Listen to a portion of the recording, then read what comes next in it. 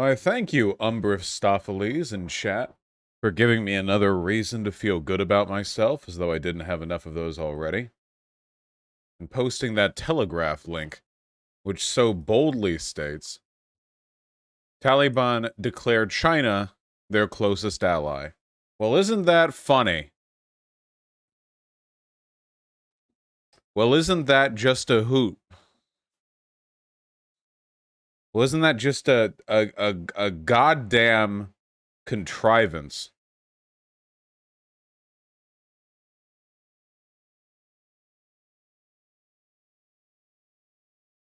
You need to see Sam Cedar's drip here. Oh, don't worry, I was cooming in the Majority Report stream just before this, yeah. Sam is a very attractive man. I wonder who predicted this. Yeah! Absolute shocker there.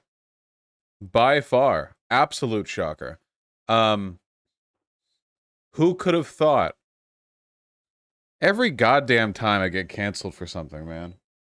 And all the people, man, even Nathan J. Robinson shit-talked me for that one. That's how you know that guy was going to disband half of his company in a desperate attempt to avoid corporate restructuring. You know, that was the warning sign right there. You know what they say? Step 1, you disagree with Vosh on Twitter. Step 2, you destroy your company in a desperate bid to maintain a position of power over a purportedly socialist company. You know, they've been saying that for years. Yeah, it logically follows. It's deductive. A to B to C. Simple as that. God. How y'all doing? I heard China was eyeing up occupying the Bagram airbase today, Peppo think. Are they really? Man, they're moving fast. Whew. Sorry, didn't have any clean and folded shirts, so we're wearing our usual nighttime attire. The tank top. We're getting there. Yes, the Satanic Temple will be challenging the Texas abortion malarkey. I think that's very funny. Godspeed. Good luck. Did you see the new cuck philosophy vid on Berserk? No, I have not. Oh, rip vermin. Did you notice Comrade Waluigi deleted his Twitter? Yeah, that is so fucking funny. This one of the most notorious tankies on Twitter. Oh God, what controversy was it that got him to delete? Was it him and his buddies talking about how maybe Bernie Sanders could survive after the revolution if he wrote "I love communism" 100 times on a chalkboard? Or was it him talking about like the one thing that got him to turn on China was the video games? God, that dude is so funny. Fucking tankies are so fucking funny, dude. They're all 14 years old. Listen, there are two types of tankies, okay? Exactly two, all right? There are 14-year-olds who would have been neo-Nazis if they hadn't been introduced to Soviet anthem ear rape on loop 9 hours YouTube videos when they were 11 years old. Or they're like Russia Today Assadist adjacent types. Those are the only two types of tankies, you know? That's it. There's literally no other type. There's no like sane or stable group that occupies that particular ideological, you know, like crevice. You're forgetting the white guy who thinks being a tanky will make it easier for them to fuck Asian girls? Yoikers. Look, take it from me, fellas, okay? If you ever want to have sex with cute Asian girls, okay? Listen, nothing impresses them, gets their panties off quite more than talking to them about your favorite anime really, really loud in a public setting when you first meet them, okay? That right there, that's just the banger, okay? Right there. Like on the street. I mean, if you're just walking down the sidewalk and you just see like, hey, you can go like, hey, hey, hey, do you like Full Metal Alchemist? Do you like full... Just like that. And you can, yeah. Don't even say anime. Just talk about Voltron. Oh, God. Just fucking, just let it out, you know? And it works. Yeah. Oh, and don't shower. Very true. Very, very true.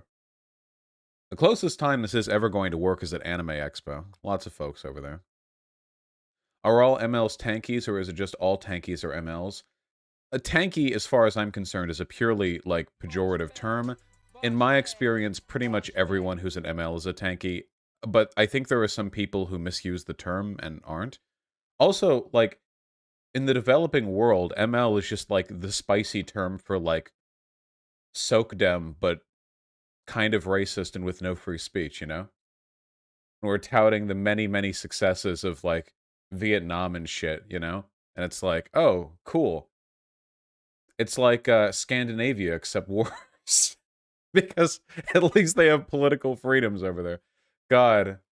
Uh, Marx would be rolling in his fucking grave if he saw the type of people sell it. If you could bring Marx back and, like, show him the countries that modern Marxists are simping over, holy fuck, he would lose it. He would lose his goddamn mind. It would turn Marx into a liberal. Yes, it would. He would be, like, shocked into liberalism, you know? Like when people get spooked so bad their hair turns white, you know, he just you know, and then he would, yeah, just instantly it's all over for him, man. Oh god. Oh, and he would of course be a Vosh fan, you know. Be looking around for any remnant of his ideology in modern society, and you know all he'd be able to find is Vosh, and he'd think this is it. This is the intellectual inheritor of my legacy. Oh god. Yeah, I saw Peter Coffin. Oh yeah, it's not just Peter Coffin. Angie Speaks was having a normal one. I love these guys. They are fucking amazing. Here's Angie Speaks, by the way. Really hitting us up with the hot takes. Nigeria may be a shithole country. At least we don't have incels and a million different neo-pronouns. Curious. Makes you wonder. I don't think I've ever been accused of being racist by a person who wasn't, like, more bigoted than me. In some way or another. Did you see the Mike memes? Mike memes are all I consume. Alright, hold on. The Professor Flowers response. Oh no. Responding to Vosh's accusations of me. Oh no.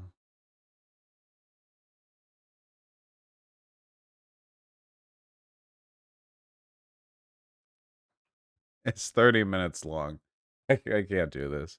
Do we have to? That's the question I ask myself every time I hit the go live button on OBS. The answer is yes, more often than not. What is it? Vosh not bothering to watch anything he's responding to in full, instead opting to jump straight to throwing around accusations. Wait, what? But I did watch her video. I just skipped a little history lesson on black nationalism in the center because I know what it is. She was the one who didn't watch my debates in full because the debates clearly showed that I don't believe things she accused me of believing. It's weird he's insisting on debating you in bad faith.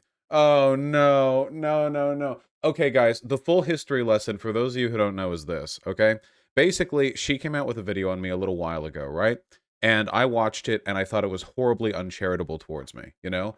Like, bordering on, like, super bad faith. And it basically accused me of being a racist through accusations that could have been disproven if she had watched the entirety of the videos that she was clipping from, you know? So I went over it, and of course, you know, I tore into her, which I will never apologize for doing, right? Okay. But anyway, towards the end of that, I thought, why don't I bring this person on? You know, wouldn't that be fun? Because I do prefer discussing this with people I disagree with to, like, just yelling at them.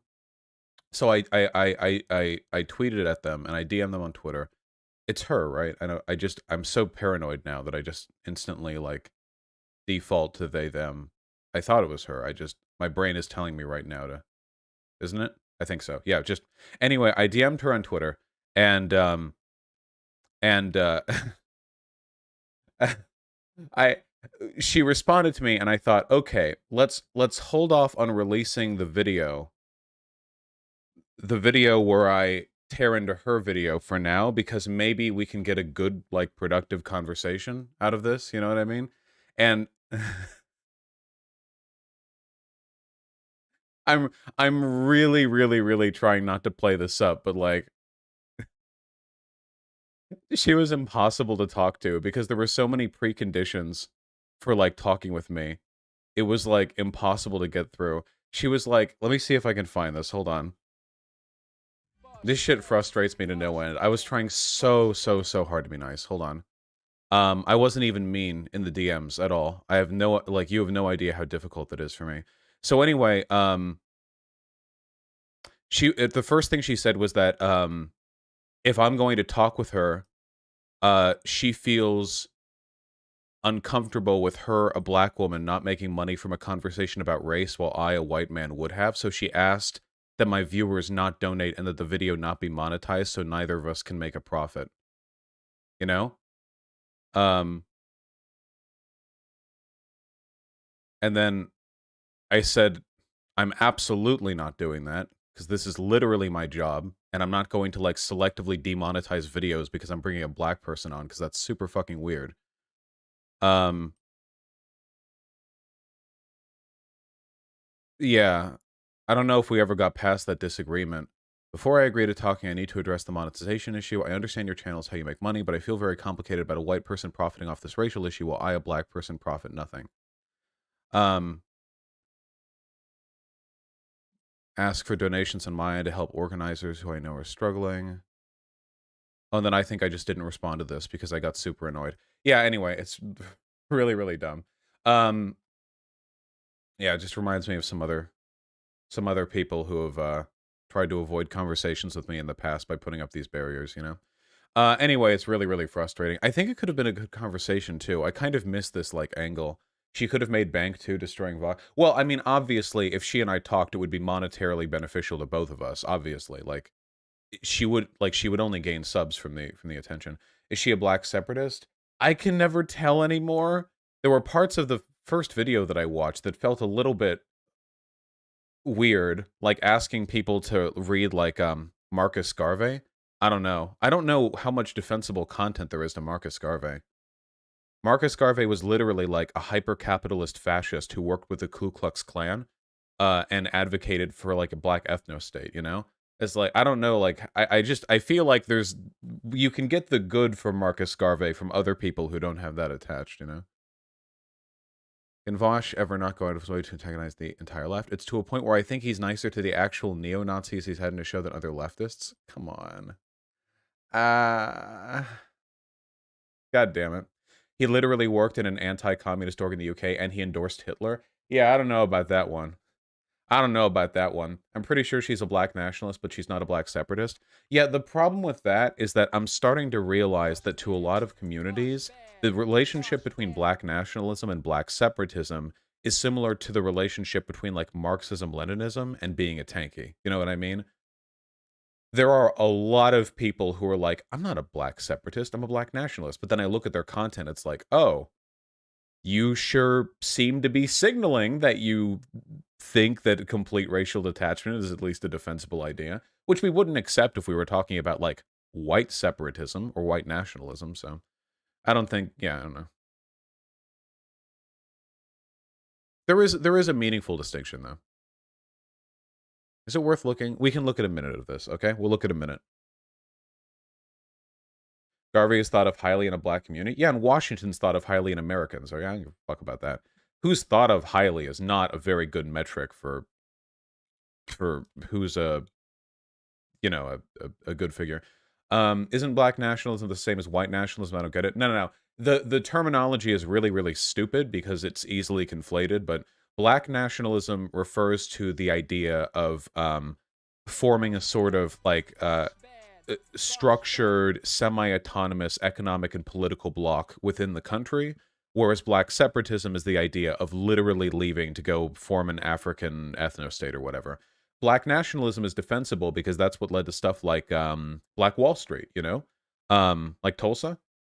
Stuff like that is a product of the deliberate decision by people in that community to keep their money in the black community, which is important because when white people own all the land, own all the grocery stores, own all the big box marts, own all the everything, if you have a wealthy black community, inevitably when you spend that money, it cycles back into white society. But if you only buy within your own community, you have the ability to develop a kind of political and economic autonomy, which white people got so resentful of, they burned the whole fucking town down. So, I mean, hey, listen, okay? If black people are doing something that makes white people so mad that they burn the entire city down, then they got to be doing something right, okay? Okay, we're watching a little bit. Just a little bit, okay? As many of you know, I got a lot of pushback from new followers, subscribers, and others who insisted that I should like Vosh. So instead of tweeting and replying to comments and DMs, I made a video on it. If you haven't seen it, it's linked in the description below. And it will give this video a lot more context. So after I made this video, Vosh watched part of it on stream, then asked me to come onto his channel. So if you want, you can come here and have a conversation with me. I won't, like, do debate bro shit. I know not everyone can keep up with my sick debate skills. Even if I wouldn't be master debating with a master debater, this notion was still exhausting. Making my video in the first place was simply to make a single response to the multiple comments and messages asking why I didn't like Vosh, or even those who intended to shame me into liking him. After this, I wasn't planning on engaging with the issue any more than I had. So when Vosh invited me on to talk, it felt a little bit like I had just beaten a very annoying boss fight, and just when you think it's over, a cutscene starts, and you realize there's the final form. It changed again? I was not excited at the notion to talk to Vosh. Until I watched the stream where he responded to my video. I think the video I made stands on its own. There are so many moments where Vosh accuses me of something that I actually address, and even his audience points out. This right here was the one comment I saw that was anything like this. So if she doesn't show any other comments or behavior, I think this might just be this one. She does? Okay, that's good. All right, watch the second half is good. Can you imagine? Wait, hold on. That's not an example of me making an accusation that my audience later debunks. If I say, hey, this is all I saw, so if she doesn't have another one, oh, she does? Okay, like, that's not really... I'm making a... I do these critiques live. I don't watch the whole video in advance. I live in a temporal realm where I don't know what's going to happen in the future, you know? If I pulled that, like a black woman was mean to me, so I was like, yeah, this is why I like talking about race issues with Richard Spencer. Now that I've said that, you realize how insane this is, right? I don't think that's what she's saying. That's explicitly what she's saying. His audience is right. Wait, no, I was right. Wait, what? That was what she was saying. That was when, Kat Black said she would rather talk about race issues with Candace Owens than than who? Like a white something or other. Like a white progressive? It's not. You know, all this talk about bad faith, and you can't even disagree with me without trying to paint me as someone who likes talking to Nazis. Just to be— Oh, okay, hold on. Okay, wait, hold on. That comment that I made was explicitly about Kat Black. Do you watch the content you're responding to? What you just responded to was not in reference to you. Wait, okay, we need to get her on. We're turning the heat up on this one. I'm sorry, I can't watch any further if this is the level of scrutiny we're engaging in. Did you just watch a transcript and read every other word? Why? Guys, this is what I mean. Why? Is she saying that she's all black women? Yeah, it's pretty racist. Painting with a broad brush there. Just like Vosh makes statements that are later proven not true by his audience. I'm not even referring to you here, but then you act like I am. I genuinely can't tell if this is just stupidity or if this is deliberate bad faith. All right, well, okay. We can only focus on this for so long. We'll send her another message. We'll send her another message. But we're releasing the videos. We're sending the videos out. We got to send them out. We're in the bad faith zone now. Mansplaining again, SMH. True? Stop, she's bad faith, just ignore her. Wait, if I ignored every bad faith political actor, then I would ignore every political actor. How do I hold to that, you know? That's a pretty all-encompassing, you know, non-engagement device. She's like 100th your size, isn't she? Oh, I don't mind about whatever. Fun to talk about anyway. Is it possible to humanize Candace Owens? Why are you called Candace Owens simp? Shut up. Go away. Go, shoo. I don't know whatever bit you're playing, but go. Do it somewhere else.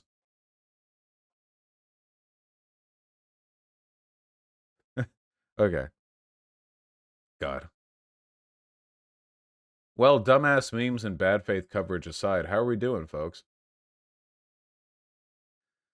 I missed the Cat Black stuff. Did she get in trouble for that? Hold on. Cat Black, Candace Owens. Boss bad, boss bad, boss bad. Let me see. Oh yeah, here we go.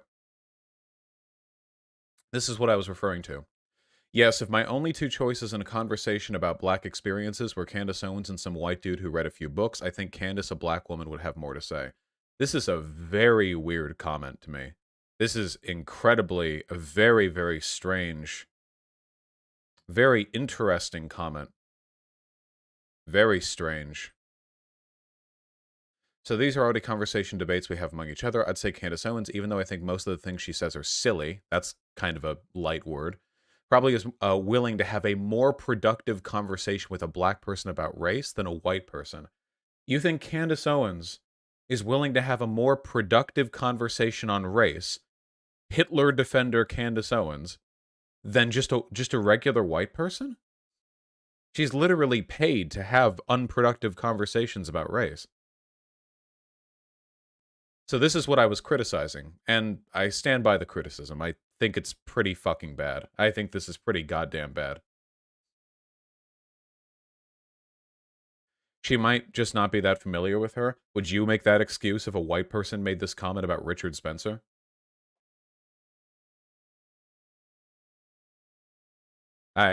Probably not.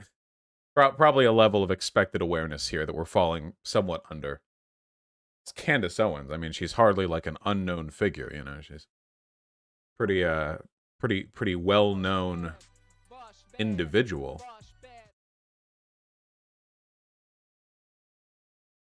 Yeah. Well, Godspeed.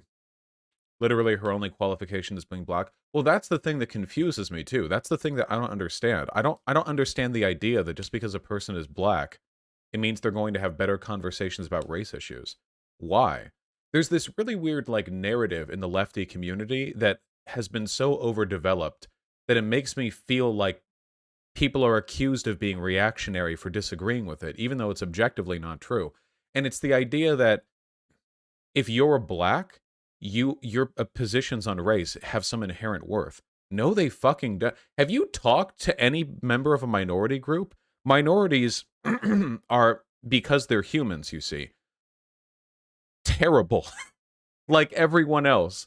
You can talk to trans people about trans issues all you goddamn want. Black people about race issues, whatever the hell else. It's going to be the same thing every single time.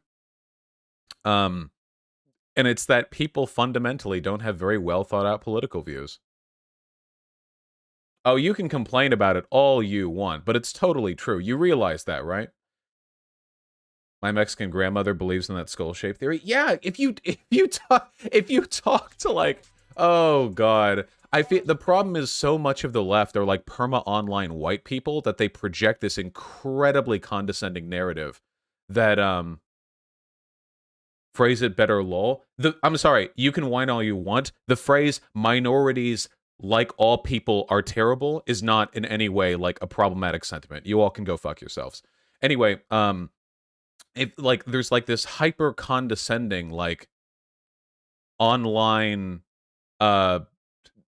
sort of like I don't know, like fucking field of ignorance where people have convinced themselves that like minority groups have some inherent innate wisdom. It honestly reminds me of the settler colonialist narrative of Native Americans, you know, where for the longest time we thought Native Americans were savages, but then the sort of noble savage, yeah, like reciprocal theory was like, oh, no, not only are they not savages, they're actually uniquely wise, in touch with the land. And the answer is no, they fucking weren't. They were people just like the rest of us. They were violent, and they were expansionist, and they were everything else. They just didn't have guns, and they had a broader political system that was probably a lot more defensible than what we had over in Europe, okay?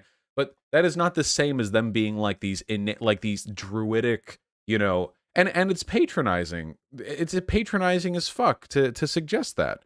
Humans by nature are egotistical, domineering, self-centered and expansionist, you know? Weren't they like pretty democratic? Yeah, there was like a like wasn't there like a some sort of greater like political council that stretched across a bunch of tribes in certain parts of America, and they had big cities where they meet. Yeah, like a confederacy kind of, which was super cool. Yeah, the Iroquois. I don't know how to pronounce it. The Iroquois Confederacy. Yeah, yeah, yeah. You can read up on it. I'm not like super educated on it, but it was really really cool. Um, the Iroquois is really? That's the Iroquois. Wow, I wouldn't have guessed that in a million years. I haven't heard that pronounced out loud since like middle school. Um, yeah.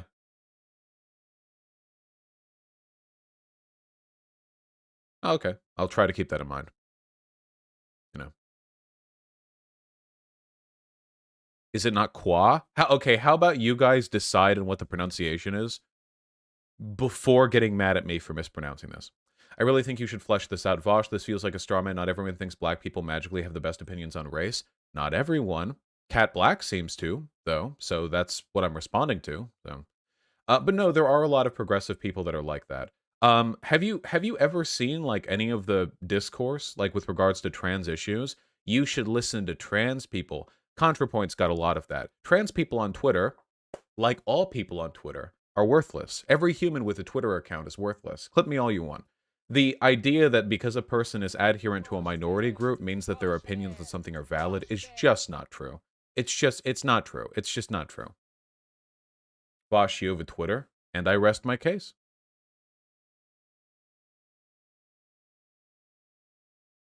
There's a point that POC have experienced being erased. So there's a difference between having good political opinions and having good experiential awareness. So I would say black people know more about the experience of being black than I ever could because they're black. I mean, that seems to track. But there's a pretty big difference between experiential awareness and having good political opinions on a subject. Uh, and I think that, like, ambiguity, you know? The tweet said experience. It willing to have a more productive conversation. Chill. I feel like I've had this conversation with chat quite a few times, but the problem with this like line of logic is that it gives a ton of cover to people with bad opinions, and also it's a really ineffective way at arriving at the best positions, you know? Um, like it just does not work that well. I mean, how are you supposed to like arrive at the truth value of any matter when the rebuttal, well, you're white, instantly invalidates any perspectives you might have on racial issues, you know? It's really, really, really, really dumb. Um, this is so basic, I don't understand the pushback, to be honest. Well, again, there's a pretty big difference between like the experiential awareness and the ability to make political arguments, so. You can make jokes about people being white if you want, but you should always attack the argument, right?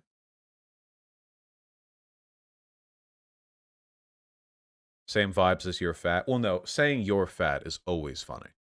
That works, you know. But you get what I mean. She's not saying that about all white people. Wait, why are you defending this? She's literally saying that Candace Owens, a paid anti-black racist propagandist, would be more willing to have a productive conversation on race than your average white person. You know? That's that's what she's saying. That's directly what she's saying. Candace Owens is a white supremacist, or at the very least she's paid to be. I've seen what Candace Owens has to say on race, and it's not particularly nuanced, you know? She said well-read white person as well. Yeah, it's just, yeah, pretty dumb. So how are we doing? Feel like we're getting stun-locked pretty hard, but you know what? That's okay with me. We were so productive yesterday. We got so many segments knocked out of the park. It is totally okay if we just paddle in a circle for a bit. We gaming tonight? Nope. It ain't tonight. It's still the morning. A good example of this is that many older black people are conservative. The online left, especially whiteys on the online left, they are still not ready to fully reconcile the fact that a ton of like reactionary sentiment comes from older black and Hispanic people in America. They're not ready for that one. They're not they're not they're not prepared for that information, you know? But it's totally true. Not to even talk about all of the homophobia in the black community. Not even the older black community, just the black community. Did you see Lil Nas X on Twitter recently saying one of the reasons why he doesn't work with any black men is because they won't work with him, you know?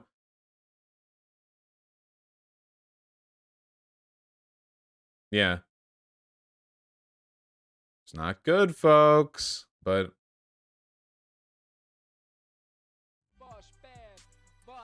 just watch your talk with Owen Jones. You need some more left Britmongers in your stream. I get enough, okay? I feel like a third of the times people call in to the stream, they're from, like, England or something, you know? I feel like we get plenty of British representation, you know? That's why black trans women are the most at-risk demographic. Yeah, because that trans panic defense, toxic masculine, homophobic shit that leads a lot of, like, straight black men to kill black trans women. I mean, there's a sort of cultural intersection there, you know? Which is also not good. The funny thing, though, is that an inability to recognize these problems is fundamentally a failure of intersectional analysis, right? I mean, if you want to understand these issues, you should be able to frame them through an intersectional lens, but it seems like a lot of people want to abandon intersectionality whenever it, like, reveals something inconvenient, and then they want to jump back to, like, a binary focus on a particular axis. Does that mean if Republicans weren't so racist, they would get more of the minority electorate? Oh, yeah, for sure. Do you think Mexican Catholics wouldn't be voting for Republicans if it weren't for the racism and immigration thing? You fucking kid. Please, they're more anti-abortion than the fucking whites are, okay? And they are starting to switch their racial voting demographics. More Hispanic people voted for Trump in 2020. I mean, they're like moving on over on that one, which some people might find really interesting because Trump is really, really obviously racist against, you know, Hispanic people and really bigoted towards immigrants and xenophobic and stuff. But you guys fail to understand human psychology. That incentivizes Mexicans voting for Donald Trump or for Republicans. Because if you're capable of voting in America as a Mexican person, that means you're a legal immigrant and a citizen, or the descendant of a legal immigrant or citizen. You're a citizen, you know? You're not an illegal immigrant because those people can't vote. If you're a citizen, that means that you have an incentive to prove that you're one of the good ones. You want to distinguish yourself from all of the illegal immigrants who cheapen the overall cultural value of Mexican immigrants in America and indicate that you're willing to go through the process the right way. By playing to the in-group advantage and essentially gatekeeping whiteness behind Mexicans' willingness to comply with the Republican agenda, the Reds can get more Mexican votes. If people on the left aren't aware of this and aren't willing to respond to it, then we're going to lose. It is always going to be easier for people on the right to get votes than us, you know? Because it's so easy for them to play into all these emotional biases. Oh, standpoint epistemology? I think I've heard that before, yeah. Do you think the DNC may lose the Latin vote next election if they don't work to keep it? Yeah, they very well might. They absolutely very well might. Which is one of the reasons, by the way, that I was really irritated with the way that people treated Bernie Sanders' minority votes back during the primaries. See, Bernie Sanders had a ton of Hispanic voters, but not so much support from the older black community. Now, this could be a gamble, but given the way things turned out in 2020, I would be willing to bet that a lot of those older black folk who preferred Biden to Bernie would have still voted for Bernie because they're hardline Democrat voters and have been for decades. Whereas it's the Latin vote that ended up shifting around a lot more during the 2020 election, which means that Bernie's hold over that demographic might have actually ended up being more politically advantageous. It really depends on how compliant, for lack of a better word, you'd think older black people would be with voting Democrat, even if they preferred Biden to Bernie. Of course, it was mostly young Latin people who ended up coming out for Bernie, but if you can pull more of a youth vote, then you could win these elections anyway. Yeah. So Hispanics are the right-wing populist Shu and Kyle talk about? No, because the Hispanics are doing the opposite. They're focusing on identity issues in an effort to legitimize their presence in the United States. It's not so much that they're right-wing populists, it's more that they're minorities trying to secure a relative position of comfort and stability. Sort of the same reason why a lot of black people joined the military back during World War II, you know? Actually, a lot of minorities joined the military back during World War II. And the reason why was because it was a way of legitimizing your authenticity as an American citizen, you know? If you're a black guy and it's 1946 and the war is over, the fact that you served and invaded, occupied France is a pretty good argument for you being as much of an American as the white neighbors, realistically in another non-red zone, red-lined area. Yeah, of course, they did get shafted regardless, but it was a way of buying legitimacy. This happens all the time. Always, always, always. People are compelled through threat of social alienation into signing up with social systems or enlisting that they otherwise wouldn't have been taken to. Why is the left so easy on the CCP, Vosh? For me, I think that the left, I think that disliking China should be a nonpartisan issue, personally. I think the right and the left should unite in our dislike of China. Seriously, I completely believe that, yeah. Now, I don't think we should go full neocon warhawk or anything. I'm not advocating for tariffs, which don't work, or war, which not only doesn't work, but would be destructive and horrible. But I think that in terms of, opposing China or being antagonistic to them, why are we giving up on this? What is there to defend in China? They're bigger than us. They're going to be stronger than us economically within a few decades. They're highly militarized, ethno-nationalist, extremely racist, xenophobic, highly imperialist. What are we defending? What element of China are we uncomfortable criticizing here? Well, some people are going to avoid attacking China because they don't want to sound like a Republican, and there are also plenty of left-leaning people who don't really understand how bad China is, so they think it's kind of like a Republicans only attack China because China's on the left sort of situation, but yeah. Tankies are an incredibly small portion of the American electorate. I don't think they're really relevant when it comes to broader national discourse. They're relevant online because they're loud and they have no lives, so they're just always online. But when it comes to broader American interests, nobody's Tanky is like a fraction of a fraction of a fraction percent. Are you talking about mainland Taiwan? Yeah. Yeah, they're anti-gamer. Why are we defending an anti-gamer regime? Honestly, what is going on right now? What is happening? Yeah, I saw the anti-femboy stuff. They banned femboys. Who's defending? Who's this for? Now, in reality, China is actually like a kind of a haven for the right wing. The government is right wing. They're explicitly authoritarian and anti-degeneracy, and they allow capitalist interests to run amok as long as they serve the interest of the state. I mean, it works perfectly for conservatives. The reason Republicans are against it is because they like having a national enemy to focus on. We should be against it because we principally disagree with the stuff the Chinese government does.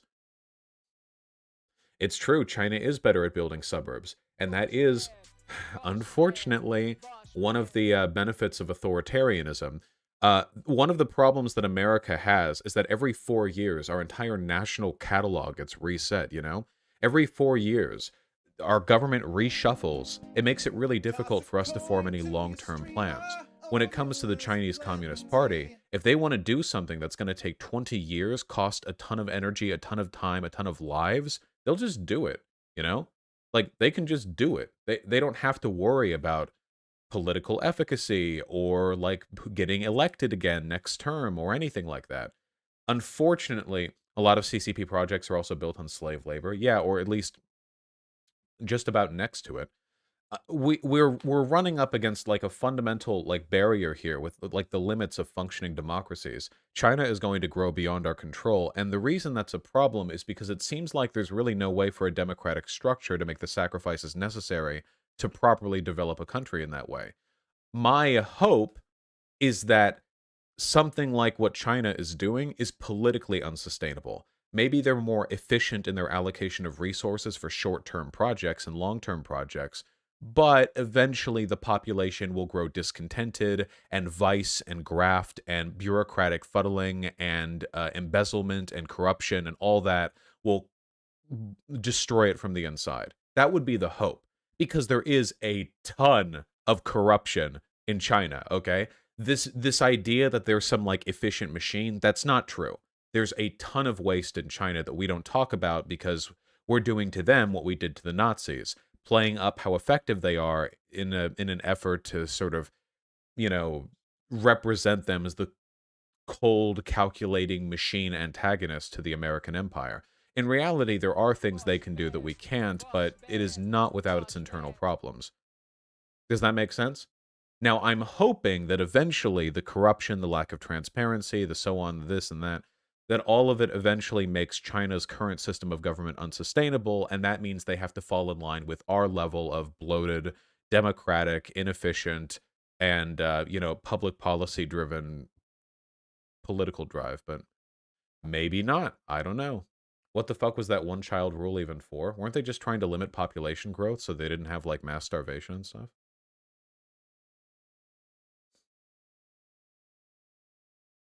Yeah. Which is, by the way, pretty wild, you know? Pretty wild that a country could even consider doing that. Like, oh yeah, we'll just like ban people having children, like across the largest country on earth. Yeah, we'll just do that. We'll just make that happen. No, I didn't miss Sam Cedar's stream. Um, yeah, now they have the two-child thing.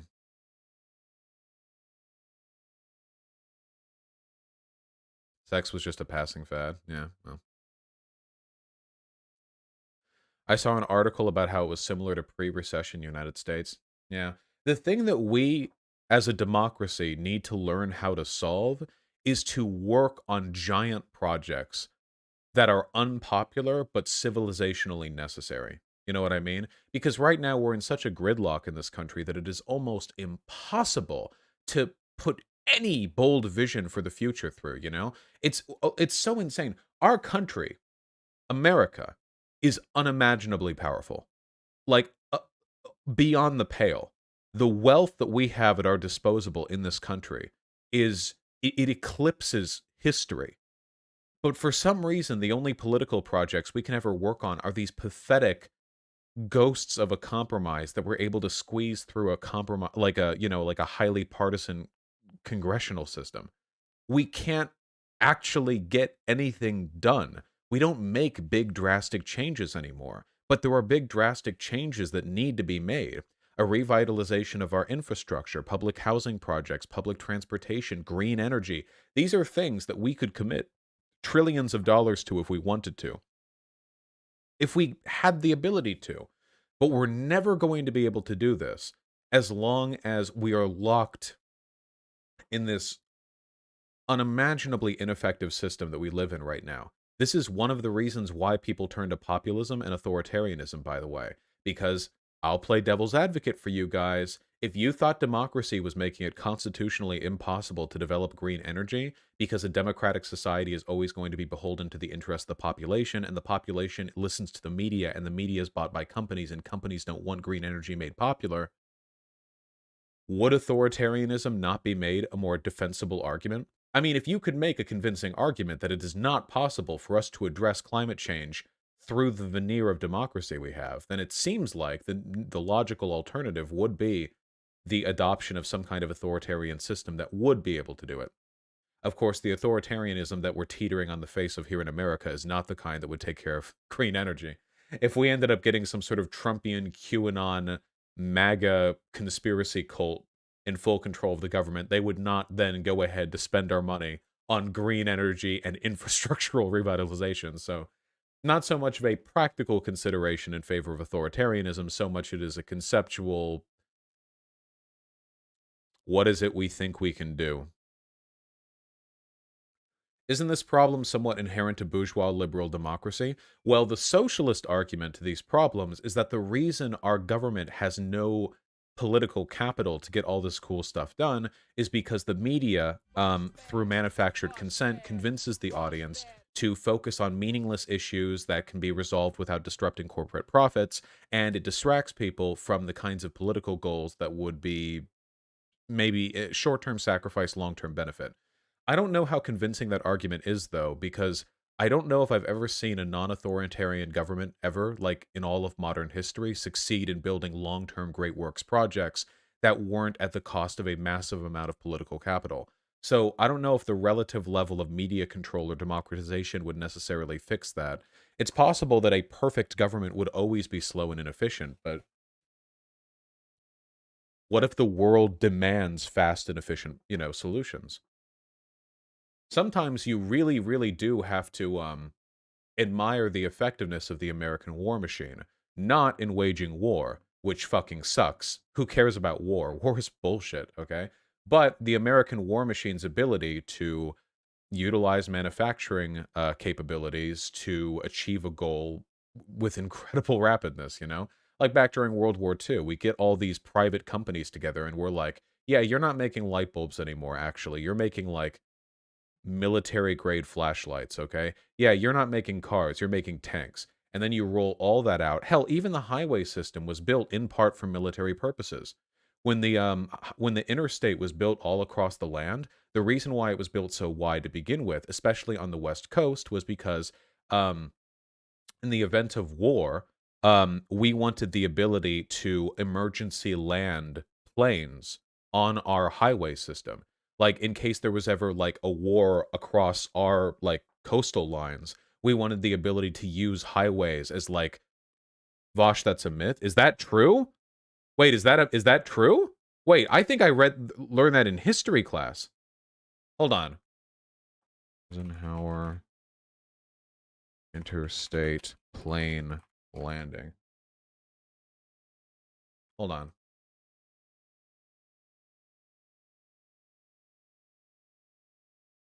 It is not true these straight sections of highway were designed to be used as airstrips in time of war or emergency. Is that true?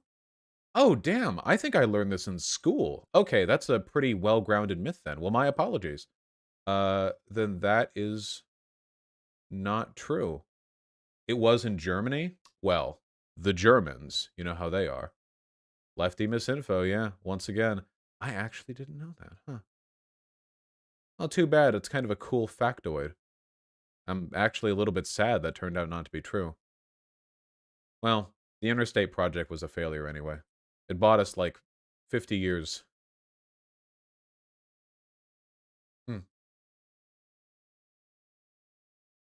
Roads are made as thick and durable as they are for armor columns. Well, that I'd believe. What is the point of a road if you can't roll tanks down it?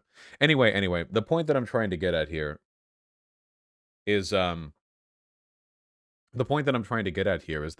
there are elements of military efficiency that seem like they're very enviable, but they only get used for war, which is like the worst thing they could be used for, Like, imagine having an institution capable of levying an ungodly amount of wealth and political power in order to achieve immediate and seemingly impossible ends, and then you waste it on warfare, the most wasteful fucking human endeavor in existence, and that's what you run through? Christ. Do you have any idea what America could do if we took the same attitude towards green energy production that we did with, say, the war machine in World War II? Do you have any idea? Like, do you have any clue? We could, if we did that, if we were willing to do that, not only would we get a jump on green energy, we would be world leaders in it for the rest of, like, our lives, for the rest of our lived existences, for the rest of my natural lifespan. America would be head and shoulders above the planet on green energy. We just have too much productive capabilities. We could do anything, but we don't. Vosh, the federal response to COVID should have been the equivalent of a wartime response 100%? Yeah, absolutely it should have. And that would have saved a lot of lives, too. But we don't get that. Every time we have the ability to do this shit. And what do we use our military on? Fucking Afghanistan, fucking Syria. How much? So much of our military budget is spent just maintaining war machines that aren't going to be used. This is the thing that really bugs me, too. A lot of people don't get this, but did you know that at any point in time, only about half of our tanks are even combat viable? Tanks, modern tanks, are really complicated, and they need to be kept very well maintained to function in the field. Most of the time, they're kept in depots where millions of dollars, billions actually, are spent maintaining them. Yeah, the Abrams the Hangar Queen, yeah. And we're not fighting other military giants. What the fuck do we need our, 8 aircraft carriers for when we're fighting against the Taliban, you know? Well, that's the thing. You can leave them in dock if you want, but that doesn't make them stop costing money.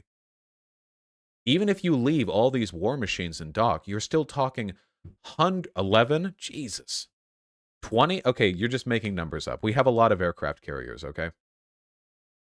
Yeah, now the Taliban have some of our situation, yeah. But like we spend an ungodly amount of money on keeping soldiers in military bases. We have like baseline salaries. How many people are actually, hold on. How many American soldiers are there? I want not people in the military, I want soldiers. About 500,000 regular army personnel. Is that soldiers, or is that just people in the military? Because there's a big difference there. Very, very big difference. I think only like a third of the people that work for our military in some way or another are actually soldiers. That is just soldiers? That sounds like just soldiers to me. About 500,000 soldiers, right? And how many people did we have in Afghanistan? A couple thousand? Where the fuck is the rest of our army? You know?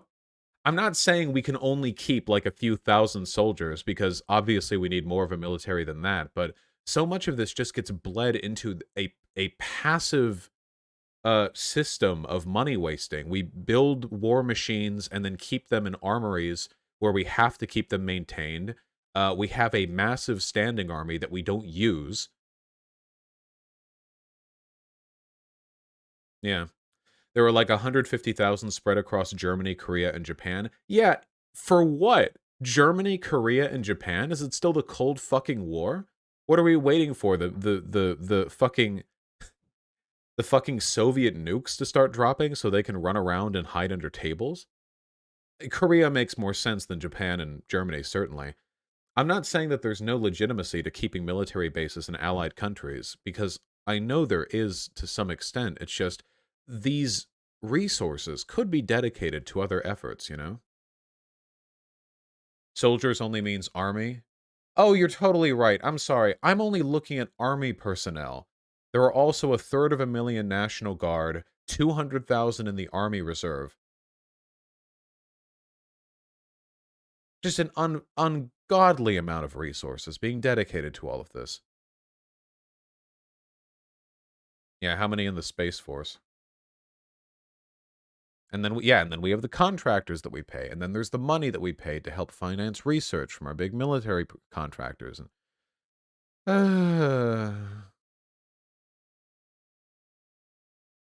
really makes you wonder about the functional limits of this country.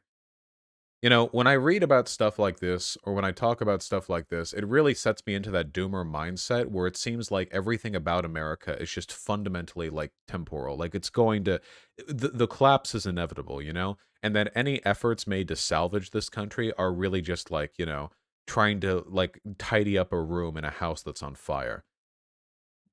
Because we need to be able to spend massive amounts of resources on long-term projects, and we are just incapable of it. We are just completely incapable of it.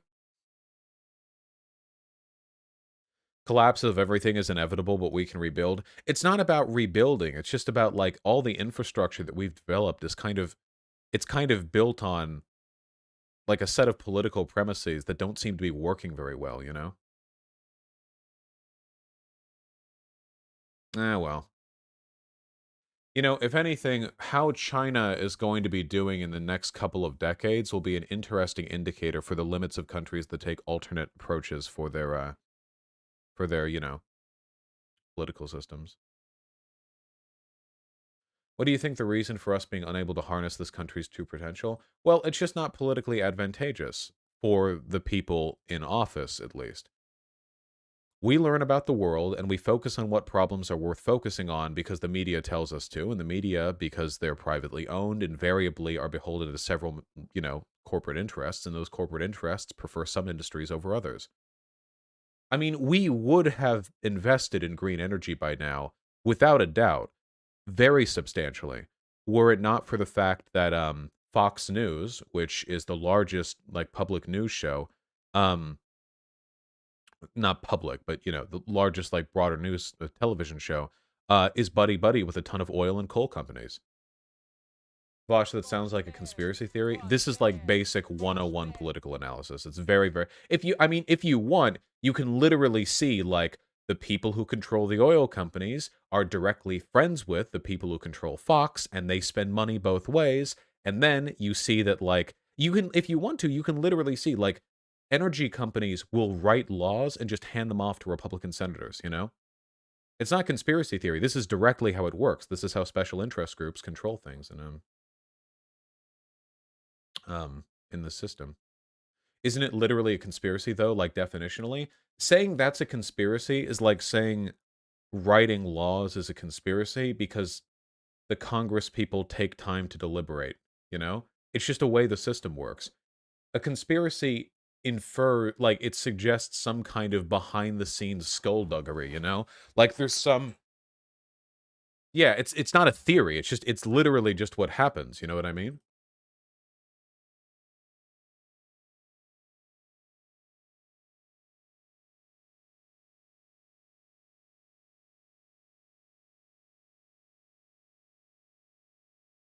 Hold on.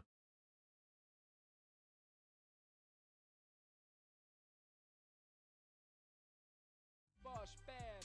Bosh bad. Bosh bad.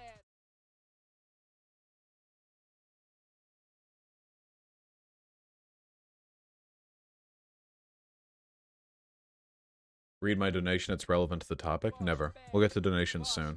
I'm enjoying the stun locking. It's actually my favorite stun lock yet. Is it even stun locking if it's like a committed conversation on a specific topic? I mean, that just seems like a normal conversation. Green energy hopium? Let me see. Let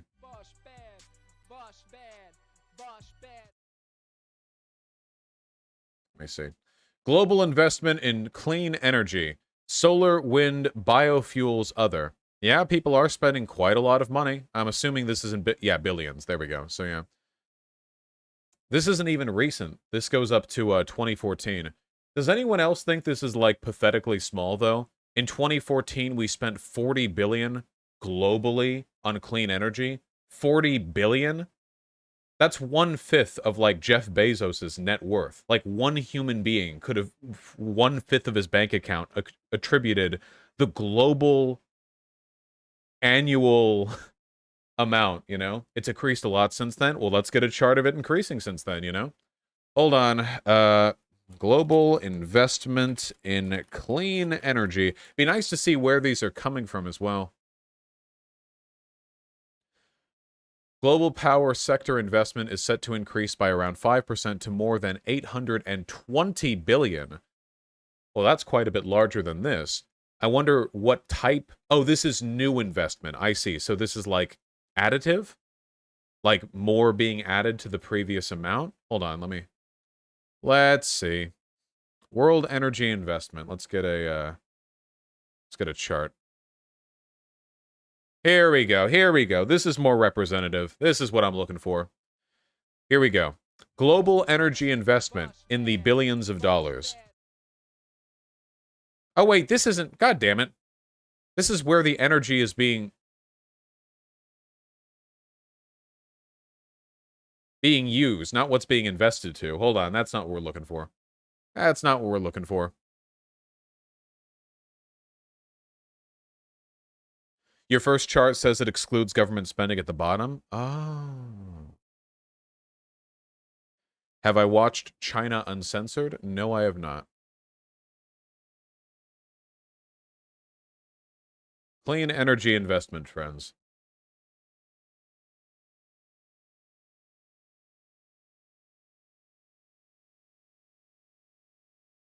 Global new investment in clean energy. That new investment, I would kind of want a total number here, but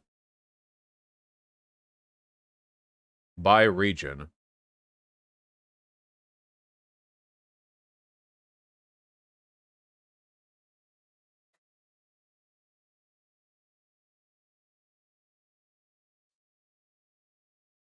China is bad, but China Uncensored is literally a Falun Gong channel. Yeah, guys, Falun Gong is not, probably not the best source of information on China. They're a little wacky, you know?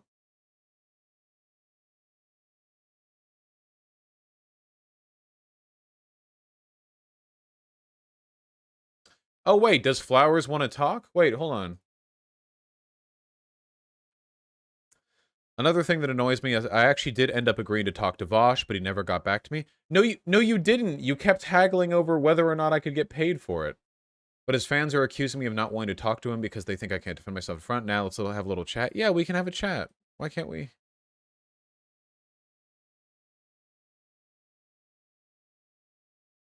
What was the last message? She did send me messages that I never responded to because I... Hold on. Let me read this. Assuming we'll need to figure out the video and audio so I can also share my screen when needed. I want to be clear about my intentions. My intentions are to do justice to the topic. Understand you're busy. And a timely response. Lack of response, so go ahead making a video. Oh, okay, that's fair. She said if you don't respond soon, I'll make a video, and then I didn't read it.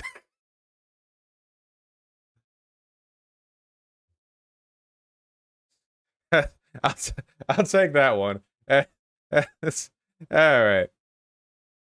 Dude, come on. What do you expect me to be? Some kind of professional?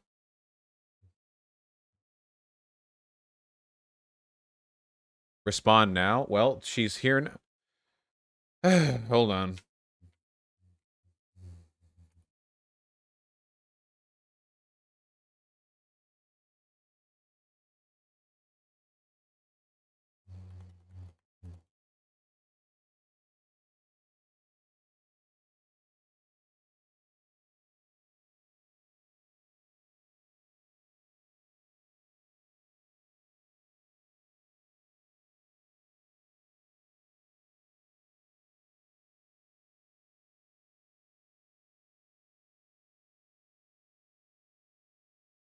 Be patient.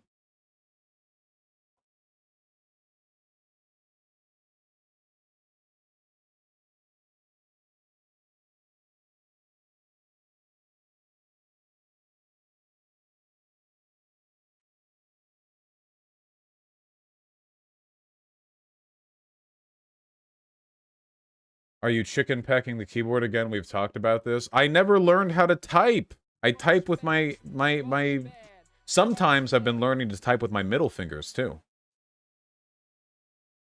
I'm getting better. Learn to type? No. I just want the voice recognition speech to text to get better, okay? That's what I'm looking for. So whenever I'm responding to emails, I can just like lean into my microphone, you know, and go, "Thank you very much for your request to debate me. I'm afraid that I am busy and cannot debate you. However, I love you, and I hope you're doing good. Thank you."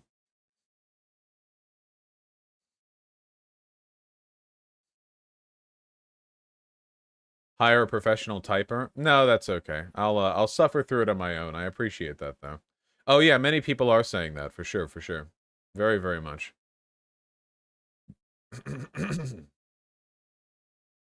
Okay. Somebody linked this. Somebody linked this at the beginning of the stream and said this is a terrible thread. Hold on, just... I'll humor you. It's an R sex thread, so get ready for... Get ready for teenagers' opinions.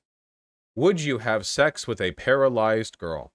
I am 24 female. 24 women wrote this? And I am a quadriplegic. I get told I'm beautiful and that I have a nice body. Insecure about guys feeling intimate for me. My paralysis means I can't move. This feels kind of intimate. Can't move or feel below the collarbone. My hands are kind of fists. Permanent catheter. And add it all, I'd have to undress me, clean me up. So not really keeping the mood hot. Had one intimate partner since my injury, but I'm worried I won't find another who deals with it so well. Thanks for any insights. What would be bad about this thread? Are people, like, mean? Are there, like, super mean people in here? I feel like, if anything, the people in this subreddit tend to be, like, delusionally nice.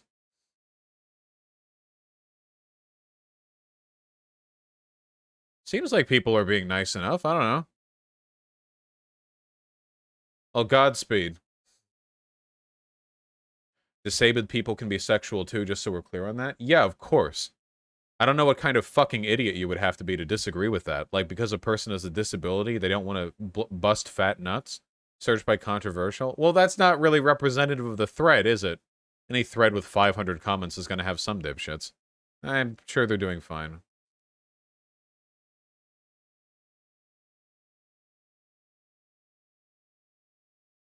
I mean, invariably. Oh, we got a response. Hold on.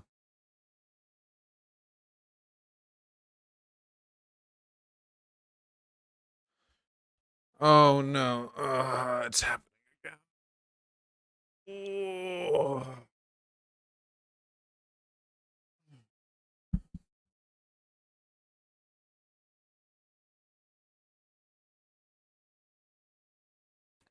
I think Professor Flowers wants to talk about the She said, why would we talk about anything else other than the accusations I've made against that you've made against me? What would be the point of picking any other topic to discuss?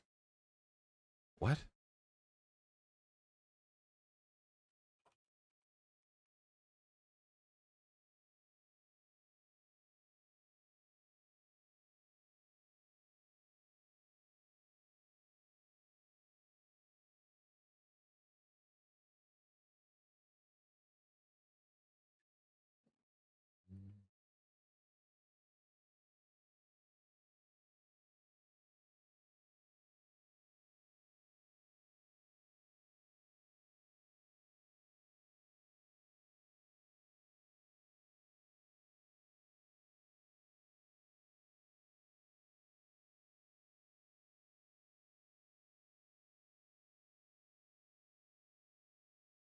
What's the original topic? I don't even fucking know anymore.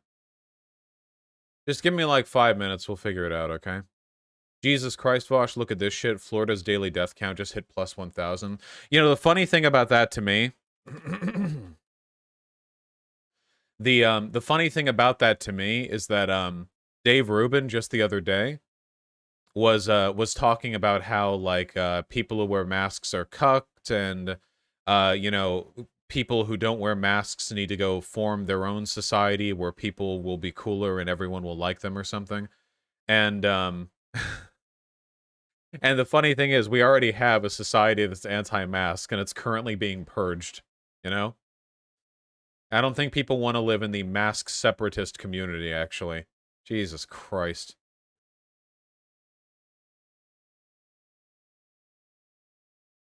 Yeah, the state of Florida, yeah.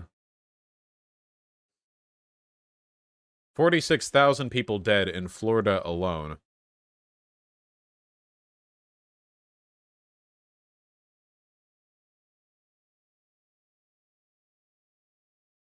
Yeah, it's either now or through climate change later. I have to wonder if this continues going on forever and ever and ever and ever and ever, if eventually we're going to reach a point where the Republicans actually are starting to hurt their like vote totals, you know? If it goes on long enough, eventually that is going to be a, you know, a sizable impact. Does anyone know if there's any data on the if there's any data on COVID deaths corresponding to party affiliation. You can't really pull people after they're dead, but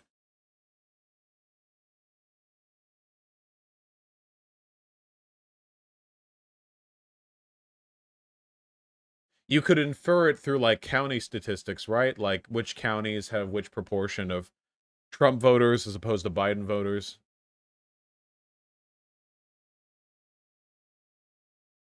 Oh yeah, I know DeSantis' approval rating has plummeted. It has a huge impact on cops. Good.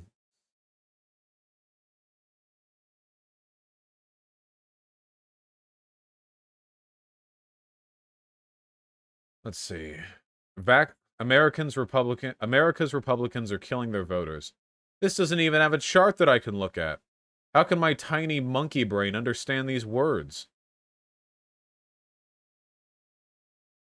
Yeah, I know unvaccinated counties are more likely to have the COVID deaths, but a lot of majority black counties are also pretty unvaccinated. Getting a lot of links here. Hold on, looking through them. Death by political party, the relationship between COVID-19 deaths and political party affiliation in the United States.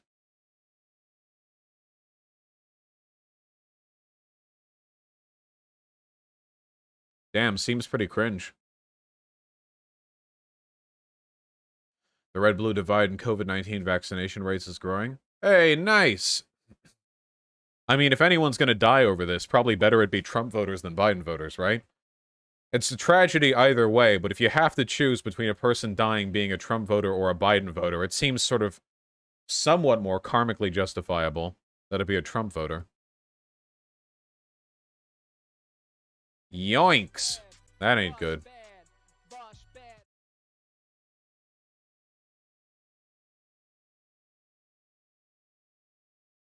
Yoinks! Oh, and this only goes up to May. This is super out of date.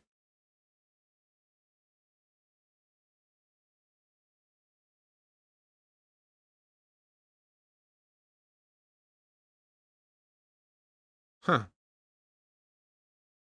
Oh, hold on.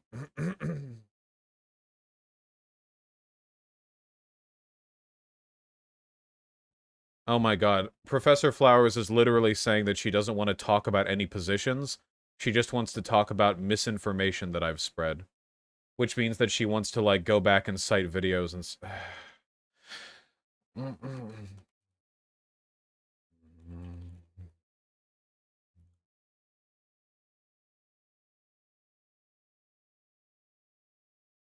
This is clout chasing? Yeah, but... I've thought... Look, I get fixated. I thought it would be fun, and I'm stuck with the world that I've created now, so that's life, and I accept my part in it. It's not going to be fun? That's what you think.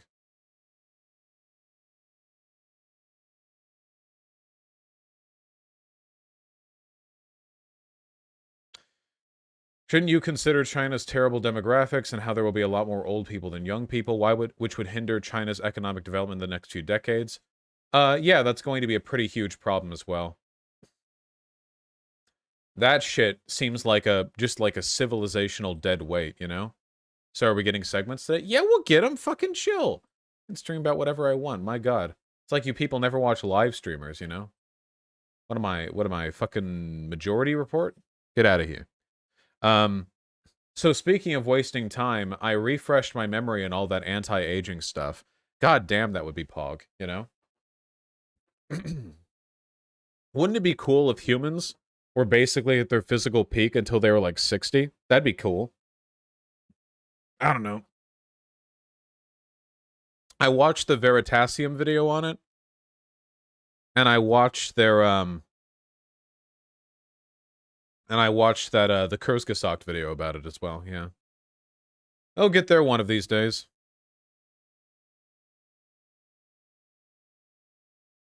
Lived to 300 with most of it in good health. You know, all this sounds good up until you take into consideration the fact that all this is going to do is indefinitely extend the retirement age. So instead of people being like, ooh, only got a wagey cagey for 50 years before I retire, now it's like, ooh, only got a wagey cagey for 250 years before I retire. See, long life only really sounds good in a society good enough to warrant long life. Anything past that is probably going to be a little bit disappointing.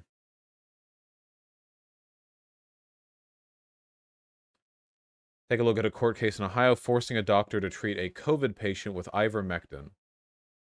Butler County judge orders Westchester Hospital to treat COVID-19 patient with ivermectin despite CDC warning. What? What possible fucking justification could there ever be for this? Why do news sites do this? Go back. A suburban Cincinnati woman whose husband has been on a ventilator at Westchester Hospital with COVID-19 won a court order forcing the hospital to treat her husband's novel coronavirus infection with an anti-parasitic treatment commonly used for livestock. The case is one of a handful nationwide where courts have sided with family members and forced doctors to use ivermectin. What? I'm sorry. It is entirely possible that I'm just not, like, clear on the legal logistics of this. How on earth can a court force doctors to use unscientific medicine on patients? Could this happen? Could you do this with like crystal healing? Could a woman like sue and have a court order a hospital to like rub crystals against her forehead? Seriously, I'm actually asking.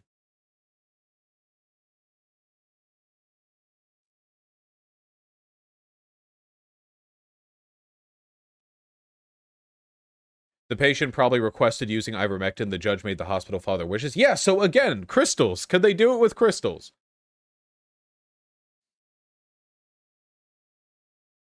Wagshul is a Dayton, Ohio area pulmonologist who's listed as a founder of the Frontline COVID-19 Critical Care Alliance, a nonprofit that touts ivermectin as both a preventative and a treatment for COVID-19.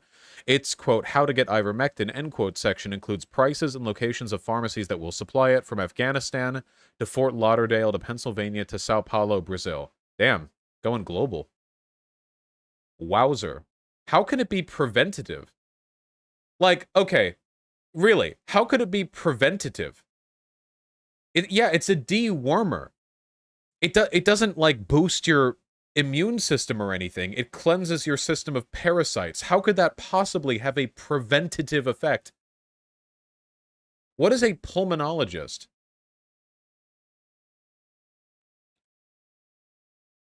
A physician who specializes in the respiratory system. This person should have their license revoked.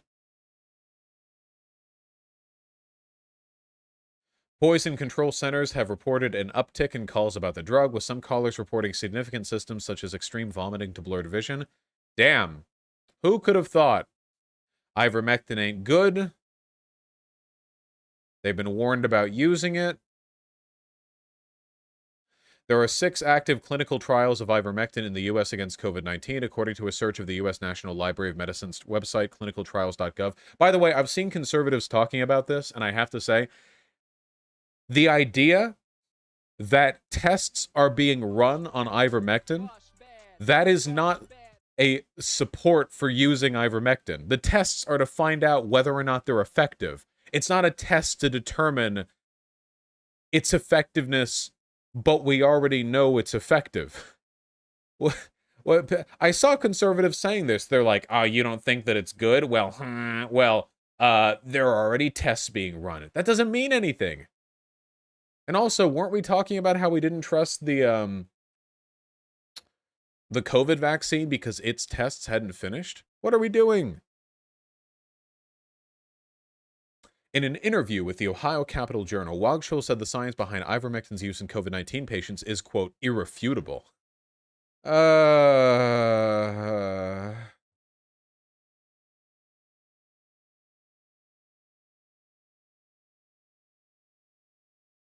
Fucking judge. Hey, I want to learn more about this organization. This Wagshul's organization. Let's find out, huh? What are we up to? The Frontline COVID-19 Critical Care Alliance. Let's see what type of organization this is.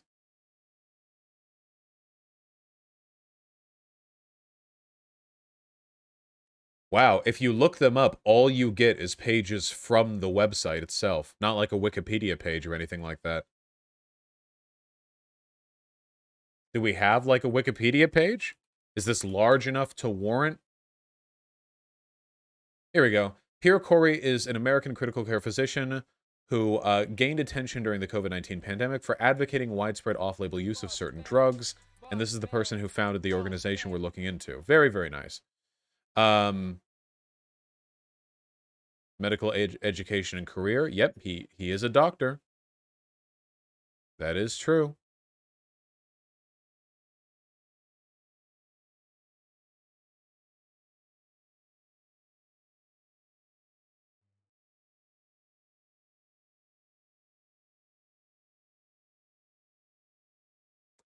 Corey described ivermectin as, quote, miraculous and as a, quote, wonder drug to be used against COVID-19. Video footage of his statements went viral on social media, receiving over 1 million views within a few days. Corey became a leading advocate for the use of ivermectin throughout the pandemic, promoting conspiracy theory that its true effectiveness was being suppressed by the, quote, gods of science, who want to monopolize scientific information. That's a really strong testimony to how seriously you should be taking a person. The reason why there's no evidence for my thing working is that there's a conspiracy to suppress evidence of my thing working. Corey resigned from Aurora St. Luke's afterwards, claiming new contracts threatened to limit his freedom to speak. Nice. So the new contract would have said, hey, stop promoting conspiracy theories. And he was like, oh yeah, no, wait, I like conspiracy theories. Hold on. Allow me to depart. God damn it. Every time I read about shit like this, this really, really, really tests my authoritarian tendencies. I can't do this, you guys. Oh, God.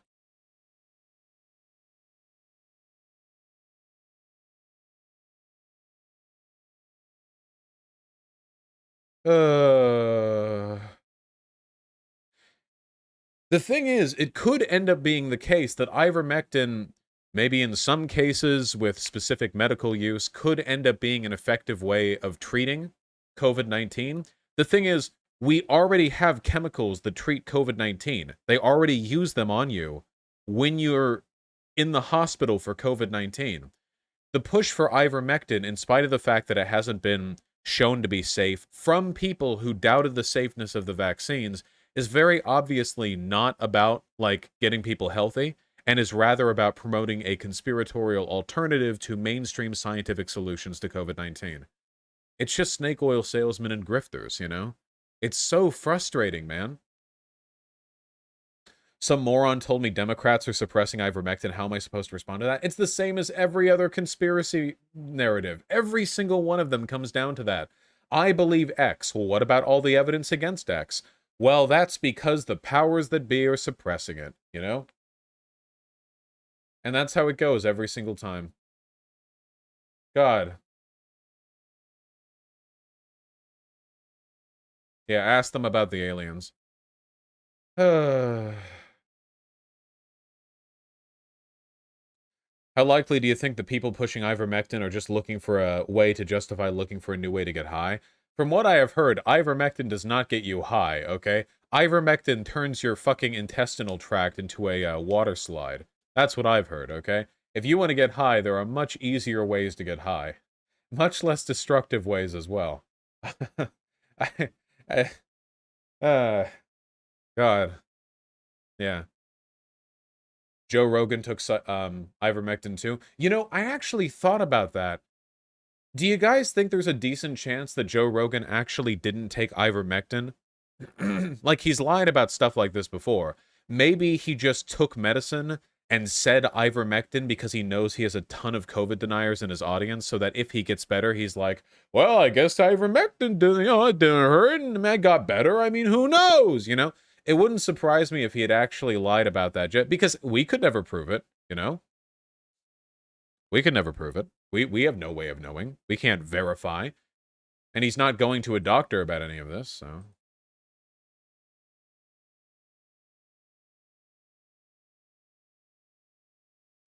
Alright, it looks like Flowers is available to talk on Monday. It's a shame because I do like, you know, just jumping on into it. I do hate the wait, you know. but I'm sure we'll get around to it eventually.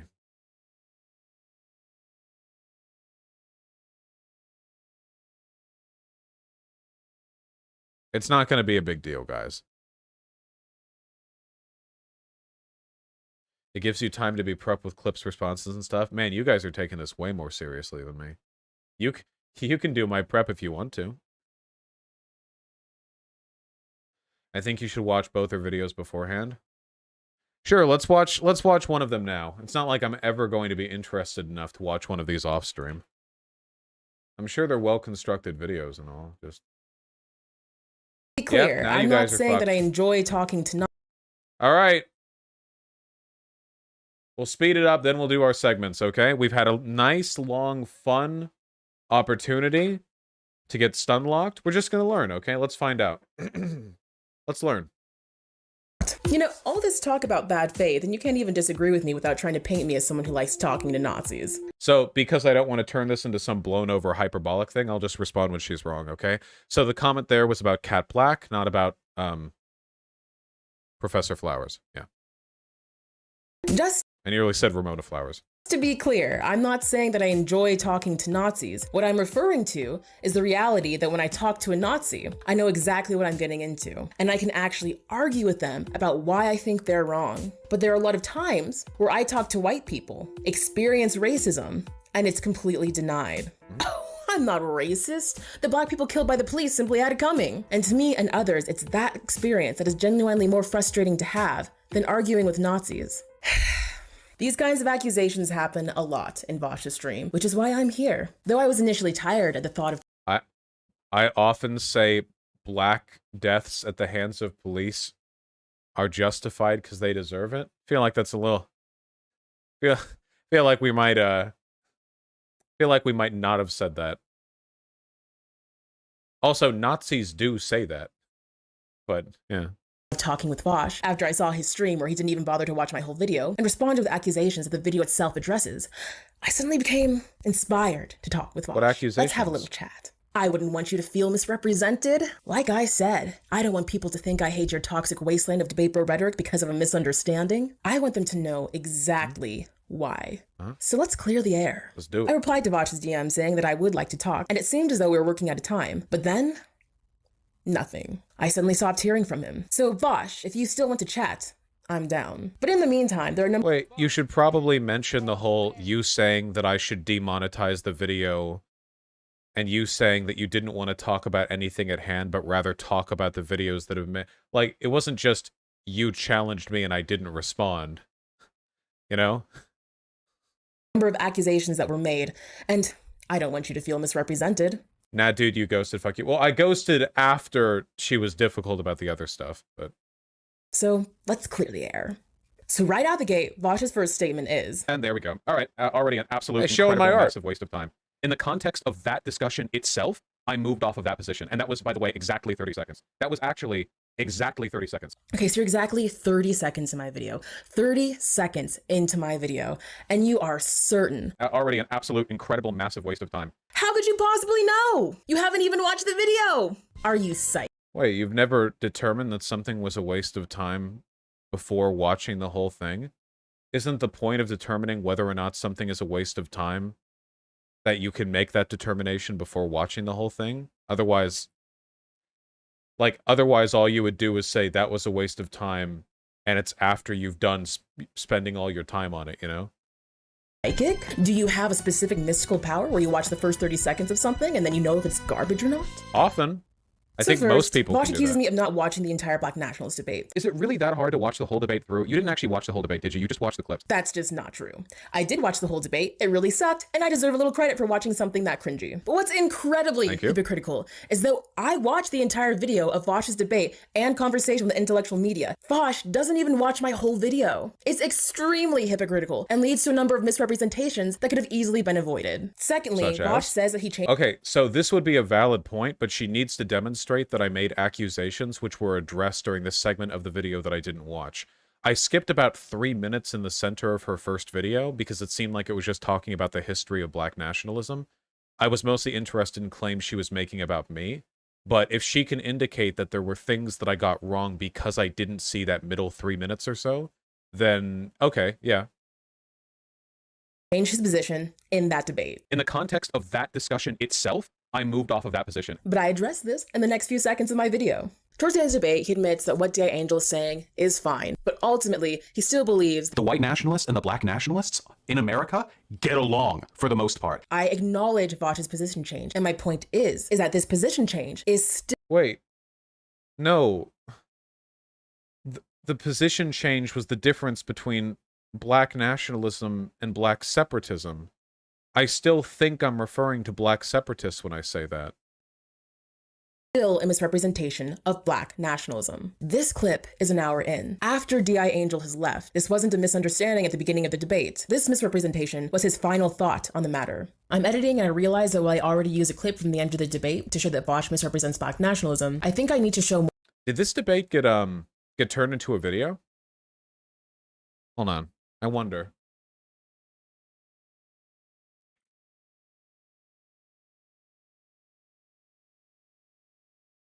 Sure, somebody posted it. Damn. Old Vosh. Said you heard you say homies off the cuff how my behavior is being perceived, since people are indicating to me that because the more people said Vosh here even borders on messiah complex. I'm very like because Here I am complaining about cancel culture. Hold on. Don't fucking bother. You know it's like really trick, bro. The pause key. Talk it all here. Possible. I feel like I used to complain a lot more back then than I do now. I might as well, yeah. Times, talk to a lot What of am I people even fucking every day. talking about right here? Holy shit. Mostly, but you're not listening. Yeah, but that's what people say when they don't have an argument. What are we even arguing? How do you find the transcript? Hold on. Is there a... Can't you get a transcript for a video?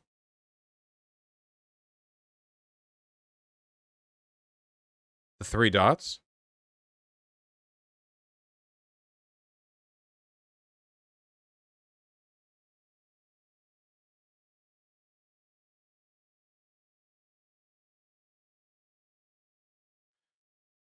Now that's what I like to see. Live stream footage. Okay. Hold on.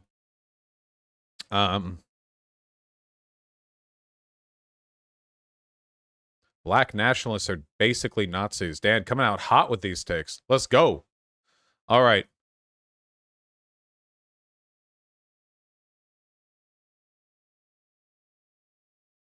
I don't talk about this at all towards the end.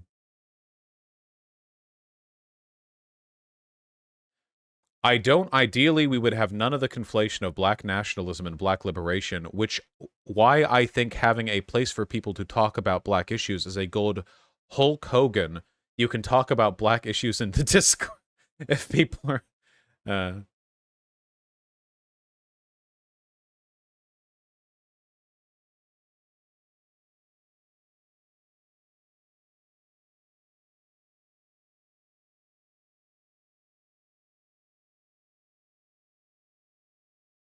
nationalists. Bosh bad. Bosh bad. Black nationalists get along with us, but white nationalists. Crystal ball. Okay, let me see. Do I ever say separatist?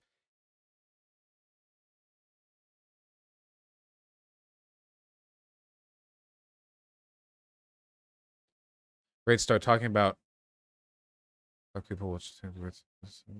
Uh-oh. Hold on. I think we're about to be incorrect.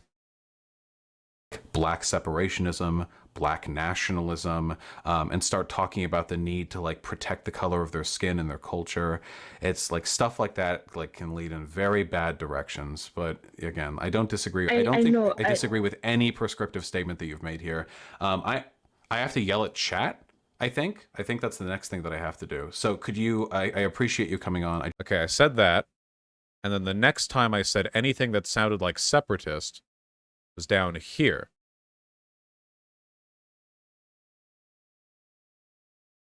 talk about it that much. Did you guys know that black nationalist terrorist attacks are actually pretty common in the United States? They're called black separationist, I think.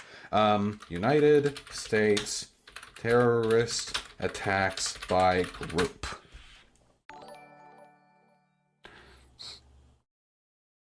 There was a chart that I found on this. I'm pretty sure it was from Destiny's stream. How relevant, huh? How fucking relevant. Ooh, that didn't age well. You typed so much faster back then. No, I didn't. I'm just slapping my face against the keyboard here. Okay, actually, we can give this one to Professor Flowers. In this debate itself, just within the singular context of this debate, I never verbally distinguished between black separatism and black nationalism. That might have actually been later on in that stream or in the next stream. I still take issue with the fact that my position here is being misrepresented because she's only really looking at the content of like an over 1 year old debate rather than the position that I've held since then. But my statement that within this debate, I clarified the difference, seems to be incorrect. There we go.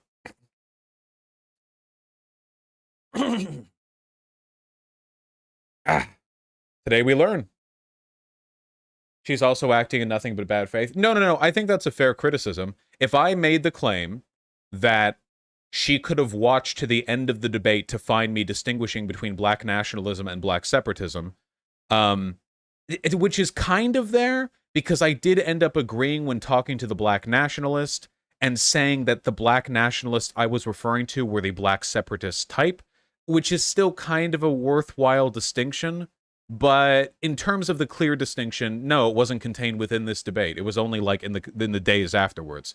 And, you know, my whole channel since then. But, all right, now we know.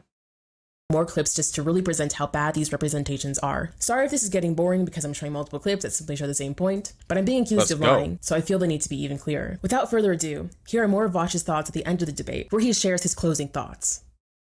So I worry a little bit when people who are pro-black people, which is, you know, great, start talking about like black separationism, black nationalism, and start talking about the need to like protect the color of their skin and their culture. See, this is me conflating black nationalism and black separatism. It's like stuff like that like can lead in very bad directions. I have never been this disappointed in my chat. Everything that I said here is stuff that I've said before, but suddenly a fucking girl comes on to talk about it, and all of a sudden you motherfuckers start holding your hands up to your cheeks, mouth agape like you're ready to get throated by me. You weaselly little motherfuckers. You weaselly little pieces of shit. I bet most of you saying that were fucking white too. Oh, I bet you have lots of fun being edgy with me when it's just white boys around here, but as soon as some black person comes in here, you put your feet together, you stand up straight, and you act real nice, huh? Oh, I see right through your fucking behavior. Sorry, this part doesn't actually have anything to do with the black nationalist thing. I just thought it was really weird. No, it's funny as shit. Ah, come on. Nah, it's funny. No, it does trigger me, though. It triggers me super fucking hard when a minority comes on stream and you guys are obviously way the fuck nicer than you are if it's like a fucking cis straight white guy. It does trigger me. It's okay. It's fine. I'm getting used to it, okay? It's just part of life. But we're getting to it. Hey! Yeah, I see how it fucking is. I'm black. Well, not all of you are black, obviously. Wait, I mean, not all of you are white, obviously. I don't know if she was dog whistling that whole time. Fuck, I don't trust anyone who engages in rhetoric like that, dude. The white nationalists and the black nationalists in America get along for the most part. The only thing that I can do is... Oh, wasn't that true, by the way? I don't really remember, but didn't Dia Angel basically end up being a black separatist? I know they left the Discord. I don't want to, like... That's true, right? I'm not, like, making that up. Does anyone remember? Yeah. So... advocate for positions I like, and advocate against positions I disagree with. And the future I just described is something I disagree with, so I will fight against it, even if that means me going hard on black nationalists, okay? Hopefully it's clear why I'm saying that his position change is still a misrepresentation. Now back to the rest of the video. Vosh continues. So that's true. What she's saying right here is actually true. Because even after I address the distinction, I still conflate the two terms, you know? So that's fair. I'll take that. Continues to insist that I don't acknowledge his position change on black nationalism, to the point where even when I show a clip of Vosh explaining his position change, in his own words, he doesn't register that this is what I'm doing. So they'll say, I'm a black nationalist, and I'll go like, oh, really? And then they'll explain, it's like, oh, you mean like economic empowerment, like enfranchisement, removal of racism? Great, fantastic, you know? And then some people say black nationalism. So right there, I just say I agree with black nationalism. That's why I'm showing the clip, Vosh. I'm showing the clip to demonstrate that you've changed your positions, and your position change is still a problem. How is the position change that black... Wait, what? Wait, how is the position change bad? Isn't the changed position that black nationalism is good, but black separatism is bad? What's the problem with that? Is that a problem? Should I be pro-black separatist? And then some people say black nationalism. I'm like, oh, black nationalism. Yeah, that cool thing where you have like economic enfranchisement. And they're like, yeah, and when we all move back to Africa to establish our Pan-African kingdom, free of white people. There's even another time in the Well, wait. Well, that's true. There are black nationalists who dog whistle like crazy. It's just true, you know? It's just the thing that happens. video where I ask, why does leftist unity have to mean going with whatever Vosh says? Wait, hold on. It doesn't. I'm the most hated person on left, dude. Who says that? Who online is like, you want left unity? You should throw your weight behind Vosh. The comment you just read! The comment where you accused me of That's it being the only one I had, even though my video has more. That one! Oh boy, do we have a lot to go over. It's like... Okay, so the joke there was that, like, I don't think those 2 comments are representative of the broader left discourse, because people on the left fucking hate me, so it's just... I mean, if you want to use, like, 2 comments to try to form a narrative, you can form a narrative that says pretty much anything, right? Like every 2 seconds, he has an opinion that just does not engage with what I'm saying at all.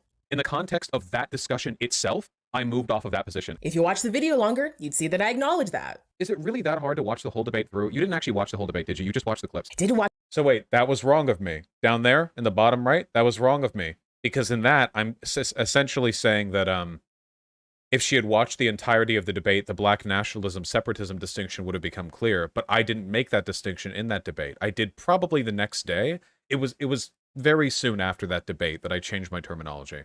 But that's fair. That's a fair criticism. I can accept that. Lefty misinfo. Watched the whole debate, and like I said, it really sucked. Are any of the clips of me not the 30-second clip that people complain about on Twitter? There are. Just keep watching.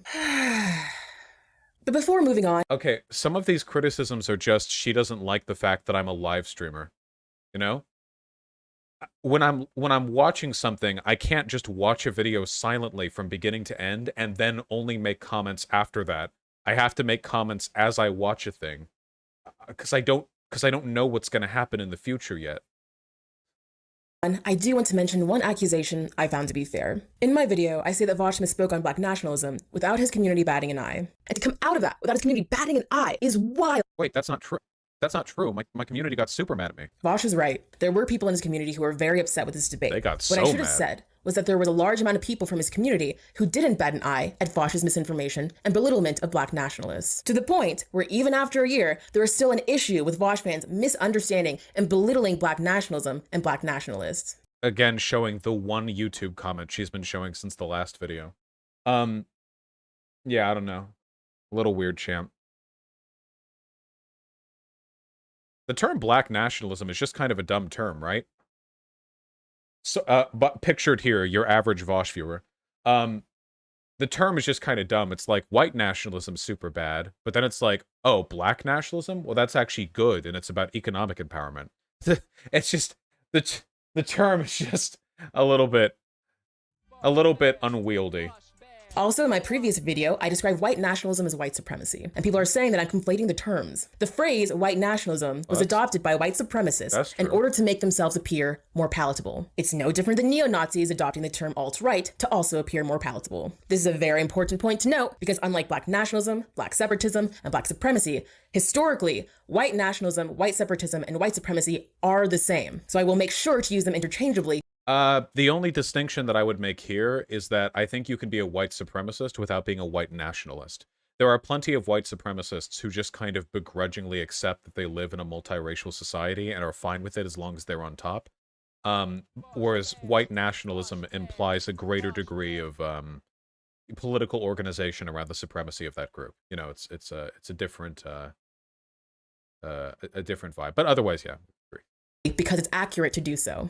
Now let's dive into the stream. There were some moments that weren't that important, but I thought were pretty funny. One of them is when there's a clip of the Mexi debate, and before Vosh watches it, he pauses and says, I'm really tired of people in retrospect talking about the Mexi conversation as though I was rude. You can go back and watch that. I was incredibly calm while talking with Mexi, and I really feel like the only reason people both sides this shit is because, and you know it, I'm a guy, and Mexi isn't. Because I was so calm, because I was so consistent with my language. And she was so rude. Let's take a look at this clip where Vosh was just so nice. You don't have to like flex as if like what I'm saying is right and what you're saying is wrong, or like it can be like this is my personal opinion and like I don't have experience with this, so like. But I do. I'm a sociology major. Not fucking wrong. Yeah, black people have some stupid fucking opinions on race. Yeah. Oh wow, Vosh. Wait, that's not even. Wait, that wasn't even rude. Some black people have stupid fucking opinions on race? Wait, that's not even rude. Was it because I said. Was it because I said a cuss word? That wasn't even. That's. Okay. Yeah, I said the F word. I mean, if that's the meanest clip that we can find of me from that debate, then I must have been saintly, you know?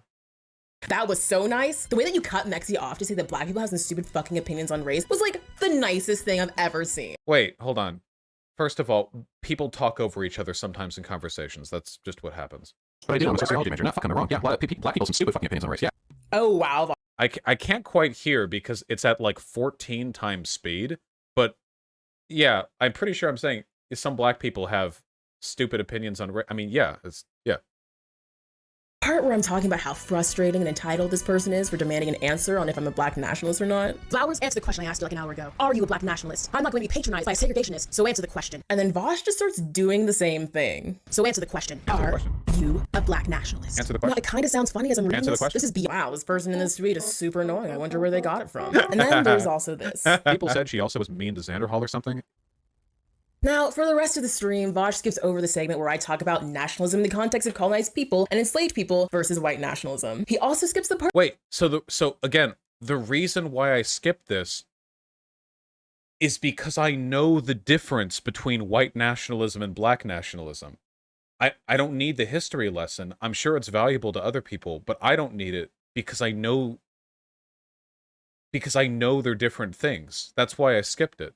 nationalism. He also skips the part where I talk about black separatism, black supremacy, and even racism. It's an important part to skip, and unfortunately Vosh doesn't realize that this addresses many of his accusations. You acknowledge that I said I mixed the terms up, then this previous stream, my criticisms were actually being directed at black separatism. That's not true. At the end of the debate, you still misrepresent black nationalism, as I've shown. And as I show in my video— But the reason I misrepresented black nationalism is because, as you've pointed out, at the end of the debate, I still thought it was black separatism.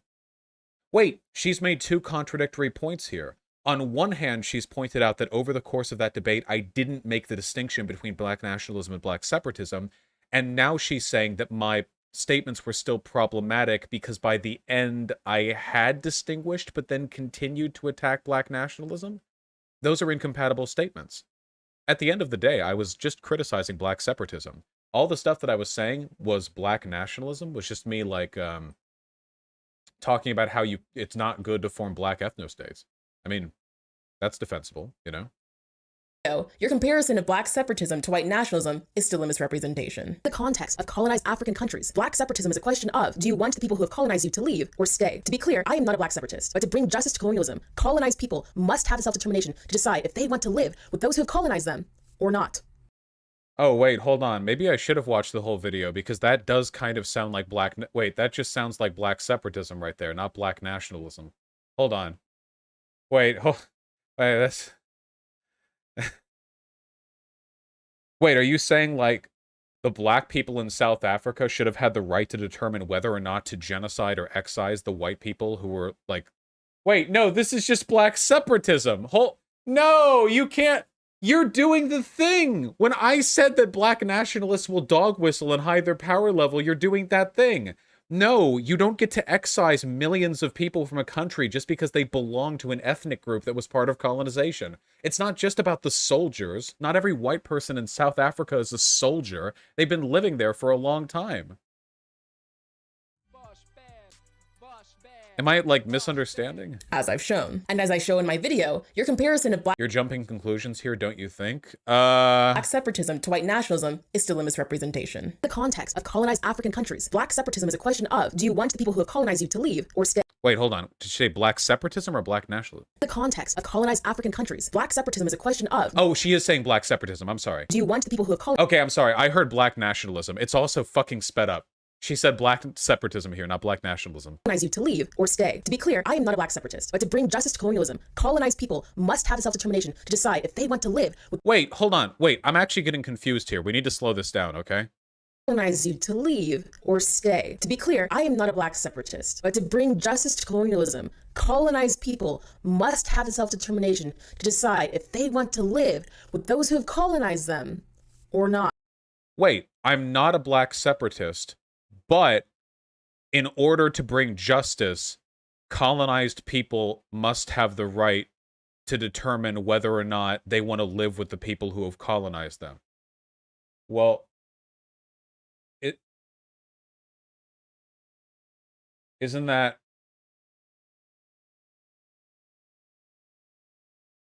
Yeah, maybe she's against justice. She's like, well, it would be just if this happened, but I'm not for it, you know?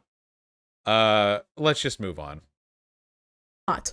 And if you're a person who is a descendant of slaves, and the people who have enslaved your people have prevented your own self-determination, it's not unreasonable to conclude that you will only be able to find self-determination by not living with the people who have oppressed you for hundreds of years. You can Okay, so she's saying she's not a black separatist, but she understands their arguments and thinks that you could bring about justice by enacting their plans.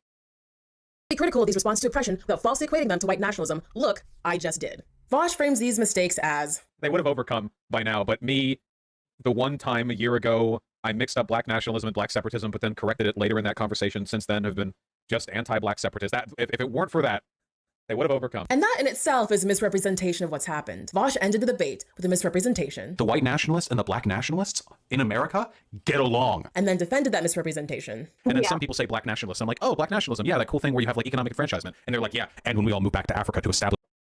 Okay, so this is another element of bad faith right here. In the first clip that she's using, I am still conflating black nationalists and black separatists. Black separatists and white nationalists have gotten along historically. But then in this clip down here, the one she's showing, I am making the distinction between the two. I'm only saying that many black nationalists dog whistle black separatist talking points. Do you understand? These are two completely separate things. This doesn't prove the point that she's trying to make. Vosh, it's not bad faith. Well, it could be bad faith or it could be like stupidity. But these points don't prove what she's saying, you know? Oh, nice, Bro G. Thank you. Can we move on from the spiraling nitpicking between two allies? No, can we just have fun? Oh my god. We've gone too long since the last fucking meme bickering disagreements, okay? Our Pan-African kingdom, free of white people. And this potentially turns those who are assumed to be black nationalists into a boogeyman, while also creating a very... No, again, the argument that I'm making is that black separatism and black nationalism are different things, but there are black separatists who lie and pretend they're black nationalists, which is a problem. hostile environment for any black person who disagrees with him. This is another issue that I already addressed in my video. Next, Vosh says, Does Professor Flowers think that like it would have been acceptable for me to bring like a black woman on, for me to be like, listen, I'm a white man. Watch this 2-hour debate with a black viewer of mine. Now you see. Now you see. All right. Now let me have it. Like, what do you mean? this is another issue that I already... Oh, this is her when she said the only reason I talked to Intellectual, the black woman from the previous clip that I was talking to, was because I was lying to a black woman who I brought on to whitewash my opinions. That was a pretty weird accusation. already addressed in my video. Though intellectual media warns Vosh's audience of people who misconstrue black nationalism. Now, I feel like that may be the PC answer, but because it can be misconstrued so much, some people take black nationalism to mean it's, kill all white people. Vosh's conversation with intellectual media leaves out the fact that he's one of the very people who has done this. You motherfuckers are going to end up... Oh my god. Wait, yeah. But by the point of that conversation, I have distinguished between black nationalism and black separatism. This is what I mean. She keeps trying to have it both ways, where she says that my opinions didn't change until after this debate, but also that my opinions haven't changed at all. being just as dangerous down the line. And instead, Vosh vaguely says that he struggled with the term. Yeah, I've struggled a little bit, I think, with the terminology there. He leaves out that the debate still ended on a misrepresentation of black nationalism. Wait, how is that a lie? I literally admit that I used to conflate the terms. Not only did I bring her on to talk about this, I even said straightforwardly that I had made mistakes about it in the past. What? And he doesn't admit to his mistakes in the context of how to make them right. And What? if he had done this, then it would have felt a lot less like he's tokenizing intellectual media, and a lot more like he's That's a super cringe accusation, by the way. tokenizing just for just having a black woman. This is like some projection or something right now. Collaborating with her to correct his misinformation that he has spread and continues to. The next important part of the Wait, continues to. Wait, again, this is what I mean. She is still making the claim that I never properly distinguished between black separatism and black nationalism. So she's still just as wrong. Skips is Vosh and his audience believe that his own analysis on racism is more important than listening to black people themselves on racism. Wrong. I think that people should listen to the arguments and not listen to the skin color. So Vosh skipped the part of my video where I talk about what it means to listen. And again, if he had just watched the whole video instead of responding first, it would have saved me the head. I am a live streamer. I'm sorry. I respond to the video as it progresses, you know? Imagine if a person was like live watching a movie or something, and you're like, "Oh my god, that character is such a good person," and you're like, "What they didn't know is that later they turn out to be a twist villain. What a fucking idiot! Why didn't they watch the whole movie through?" I comment. In the part of my video he skipped, I say that listening doesn't mean agreeing. Listening means seeking understanding. If you talk about racism to as many black people as possible, you're going to find a lot of different answers. And this is going to help create a bigger picture of what's happening. My point is, this kind of understanding is very important. And this understanding isn't going to be achieved by debating random black people who you can't even tell if you disagree with them or simply misunderstand. I think that's kind of a Weasley answer. When she's like, you should listen to black people and not to Vosh. And then when I'm like, you should listen to the best argument, she's like, well, by listen, I meant seek to hear and gain a better understanding. Colloquially, when you say listen to someone, what you mean is agree with what they have to say. Like, colloquially, that's what that means, you know? Like, when people say listen to the science, they're not saying hear the scientists talk and then make your own opinion. They're saying you should agree with the scientist. Like, colloquially, I think that's kind of Weasley. I know for a fact that there are reasonable ways to interpret what she was saying, but I have no fucking idea if she was dog whistling that whole time. Now, I want to acknowledge that Vosh does say, and I know people are going to say I'm lying about this, but I have always taken very seriously and listened to, with great, admiration, the works of black people complaining about their experiences in America. However, yes, my virtue signal paid off. Nice. We made it. That's all it takes to win debates with other lefties, by the way, okay? Don't actually, like, make any substantial arguments or contest anything anyone else ever says. All you have to do is just talk for 45 minutes about how inspired you are by the voices of POC or whatever, and that honestly means more to a lot of people. It's so patronizing. Holy shit. I wish we could just talk about the arguments, you know? this is based on their arguments. I have a problem with the idea that because a person is black, therefore their arguments are more valid, like by default, you know? I think that people should listen to the arguments and not listen to the skin color. You know, every disagreement or misunderstanding doesn't have to be a debate. If something looks wrong to you, you can just try to ask questions and understand for a bit. But it's like, if Vosh doesn't agree with you, all he knows how to do is debate. Look at what you've become. It is true that when I wait, I don't know what the fuck that has to do with my point, but it's true that when I disagree with the position, I do want to debate the position. What's the alternative? Like, disagree, but then just not say anything? I guess that's an option, but I'm a debate streamer. But is there something wrong with debating disagreements? Ian. He was once called before Debate Bros. Founded. Before I drove him mad. I Next like up, this. Vosh calls me racist. So this conversation's kind of cringy. Is that because I'm white? Racist. True. True. Though Vosh accuses me of being racist because he assumes that I'm saying that he's cringy because he's white, he plays a clip to find out that's not what I say. I say he's cringy because his fan base is toxic. Wow, glad your fan base isn't toxic or anything. But let's actually take a look at what Vosh is accusing me of. Let's pretend for a moment that I said he's cringy because he's white. Again, Vosh skips. Wait, is that why I jokingly accused her of being racist? I don't know why. I don't remember why I jokingly accused her of being racist. Was it a joke? I don't remember. It's rough out here for a white boy. I don't know. I don't remember the specific context.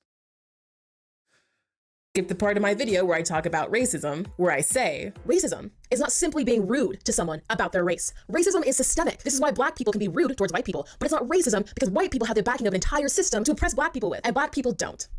That is the point of what we're talking about when we talk about racism. This is really important to understand because many people understand racism as this. I'm so tired of the black people can't be racist argument. It takes the academic definition of a term and acts as if it's the only valid one, completely ignoring that the layman's definition is valid and potentially more useful with most people. True. I have no idea why, but for some reason we had two perfectly good terms, racism and systemic racism, and then some academic bloatheads were like, what if we actually called it prejudice and racism, so that anytime black people are racist against white people, you can go up to the white person and sneer at them and say, that's not racist.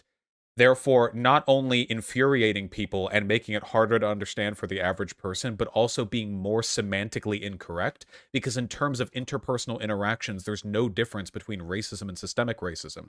The difference is in the reinforcement of broader prejudice systems. So the term systemic racism seems to better describe the difference between racism and systemic racism, rather than like prejudice and racism, you know? It's like just a super. I do not get behind that distinction. I don't get. And you can't have conversations with the average person anymore. You know, like you completely destroy the ability for these terms to be understandable to the average person. I can tell you from personal experience. Okay, the whole like power plus prejudice equals racism thing, that convinces nobody on the right or center. But the argument that there's a difference between racism and systemic racism, that does convince people. That's like a workable thing people can get behind, you know? Because if you're like white and you've been on Twitter, you have been the victim of anti-white racism, a devastating amount, okay? And if a person is like not super woke and they remember, you know, traumatized all this anti-white racism, and you saddle up to them and you're like, actually that was just prejudice, like they're not going to take you seriously. But if you go up and you're like, yeah, it's racism, I'm not denying that, but like systemically this isn't affecting your life, right? And then you can move them over on that, you know? It's still bad to be racist against people even if it's not systemic, you know? This is mostly a preference thing. I just think that the way I do it is better. Academic use of the word racism, which is systemic racism, is pointing out that the way that many people think about racism obscures the system nature that black people face, and that this obscurity is weaponized against the black people who do talk about the realities of racism, or dare I say, even joke about it. Racism, being systemic, is the academic term, because there's so many black people who are trying to make this distinction. So let's take a moment to pretend that I actually did call Vosh cringy because he's white. It's not racism and that it's not systemic. But would that still be something that I should be shamed for? When white people hear black people laughing about white people, before responding, I really want white people to ask themselves, why are they laughing? What's the difference between a white person ridiculing black people and a black person ridiculing white people? Often, when white people ridicule black people, they're making fun of our dark skin, our hair, the shape of our noses, I wasn't doing any of that. Calling us lazy, calling us stupid, calling us thugs. Okay, wait, hold on. I've called thousands of people of every race stupid. I refuse to have that held against me in a racialized sense, okay? That is a holistic, altogether thing, okay? For me, when I call this would be like calling me a transphobe because I refer to a group of people as guys and there's a trans woman in there, okay? This is just it's highly ingrained in my linguistic tendencies. Often, when white people ridicule black people, it's coming from hundreds of years of racism. Racism that was specifically constructed to justify colonization and slavery, and then continue to withhold resources from black people and dehumanize us. That's the racism that's going on when white people ridicule black people. Okay, this I actually think is irresponsibly stupid. Sorry, not stupid. Fuck. Irresponsibly irresponsible, okay? The idea that all ridicule of black people from white people is a component of and contribution to systemic racism is really, really bad. That's not true. You can also ridicule black people for like normal, regular reasons to ridicule a person, you know? Like if you don't like them, or if they were mean, or if they did something dumb, or like it doesn't have to be like racialized, you know? I'm sure you know that. I'm just saying it's possible to not have a non-racialized altercation. Now, what's going on when black people ridicule white people? Let's say I, as a black person, call white people cringy. What's going on here? Let's take a look at Silento's song, Watch Me. It was just a joke. Stop, wait, stop. No, don't, I don't, stop. Now, watch this cover.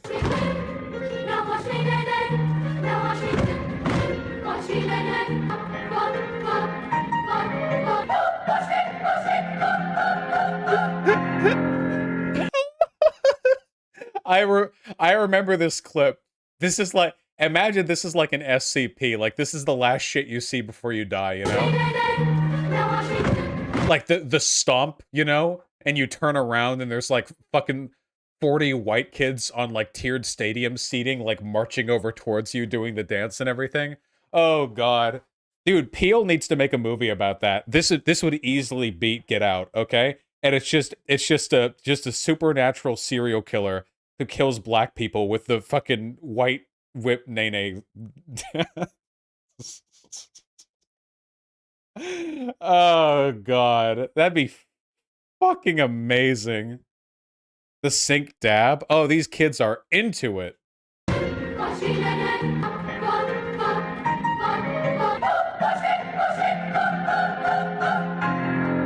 God.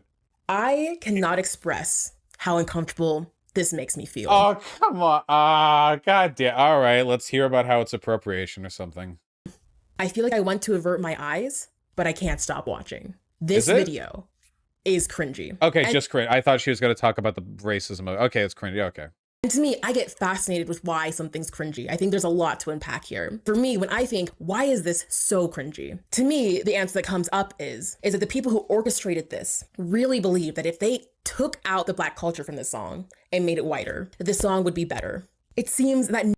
Okay, I understand the critique being made here, but this seems like an inference that is not justified. There are so many potential reasons why they might have done like a choir version of that song that aren't them thinking, let's make this less black. I mean, it looks like that school is mostly white people, and because white kids fucking love black music, I'm guessing they just wanted to do that thing, but you can't have like 80 kids rapping at the same time. So they did a choir version, and I don't know if they're necessarily... Is it really... Actually, hold on. Are you even making it less black by making it a choir version? Isn't black choir, like gospel choir, like a huge thing? Didn't black people literally invent music? It's just... like, it's not gospel choir, of course, I know. I'm just saying, like... So, guys, I know it's not gospel choir. Holy shit, I didn't say it was. The only thing that's made this, like, more white is the fact that the kids are white, but I don't know if they can help that. They were born that way, you know?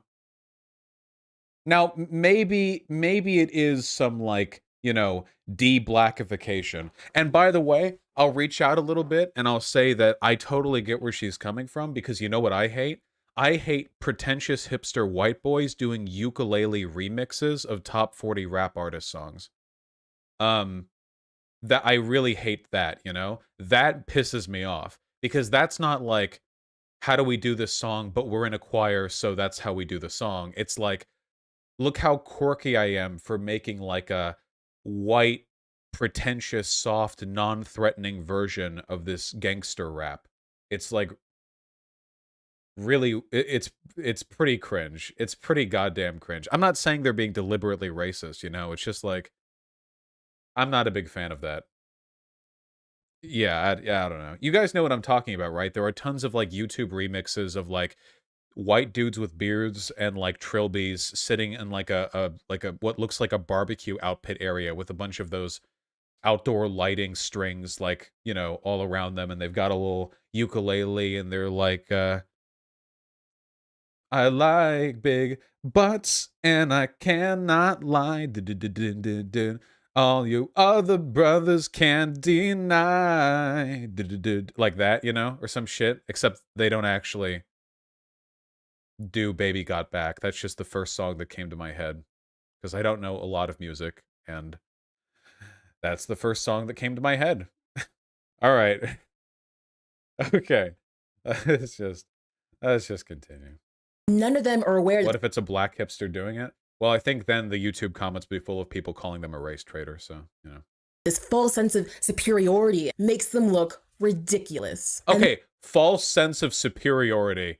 That's reading a lot into this. Come on. They're a bunch of, like, 5-year-olds. This is the perfect example of why black people calling a white person cringy is usually neither racist nor something to shame black people around. While white people often ridicule black people out of racism, black people often ridicule white people for the lack of awareness of their own racialized identities. I get the broader point here, but I still think that I was joking when I called her racist. Wasn't I like, I bet she thinks I'm cringe because I'm white. Smile. Like, Black people are often ridiculing white people for the assumption that their white identity and culture is superior to that of black people's. Black people are often ridiculing white people for the belief that black people simply need to act more white in order to be treated with respect and dignity. One is racism itself, and the other is laughing at the perpetuation of racism and the what does this have to do with my joke, though? false sense of superiority that many white people exude. So please, if you ever hear a black person ridiculing a white person around their race, instead of calling them racist, try asking yourself why they're saying this, and instead use that thought process to respond. Otherwise, I don't know. I still think it's pretty shitty for black people to, like, make fun of white people. I mean, I'll never get mad about, like, white boy can't jump jokes, but there's a lot of, like, unironic racism against white people. It's not systemic racism, but, you know, it exists. I think it's shitty, you know. Not to mention, you know, all those, like, black parents who don't want their kids marrying, like, white people because they want it, like, that's pretty common. Anti-race mixing sentiments are actually, like, pretty common in older black communities. Which, yeah. you might end up looking like this. Is that because I'm white? Racist. Is this also Oh, come on. Okay. Okay, I like, not only are we taking a joke seriously, I like how the implication here is that not only is she calling me, like, cringe for some, like, legitimized racial reason, but I'm attacking her because she's black or something. I feel like we're inferring a lot of stuff here. a little bit racist, by the way? I might be putting my foot in my mouth a little bit here. This just feels like racism to me. There you go. I'm platforming a content creator a 30th of my size. Well, why don't you show the stuff that I'm saying was kind of racist? Well, I don't have enough of a memory to actually remember what you said. I could go and look, I guess, but I don't want to, so... POC content creator. So hopefully this makes up for me being presumptuous enough to have opinions while being white. Bro!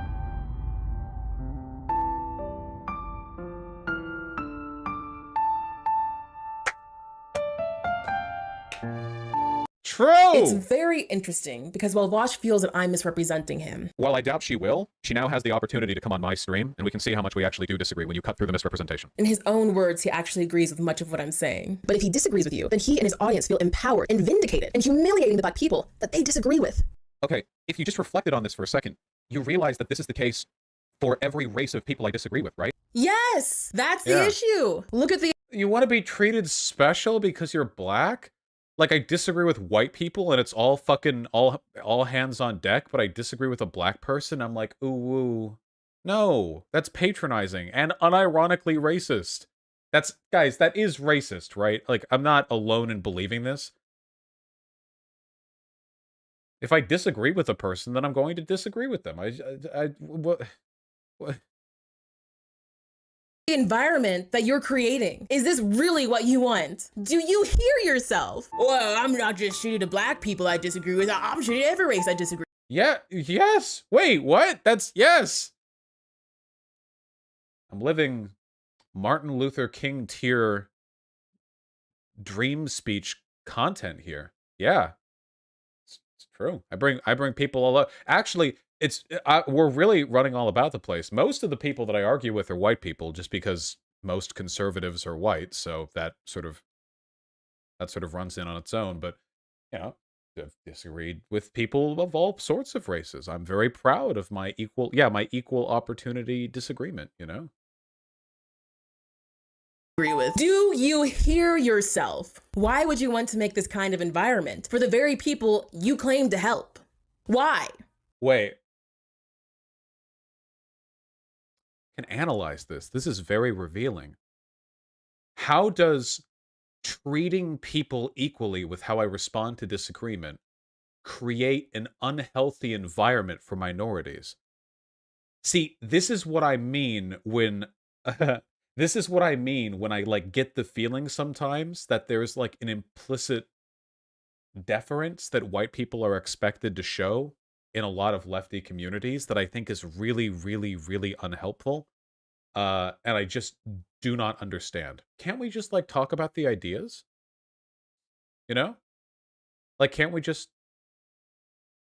disagree about the ideas? This just reminds me, and ContraPoints dealt with this tons too, where whenever you disagree with a minority community, they never address your arguments. They just say, well, you've caused harm to this community.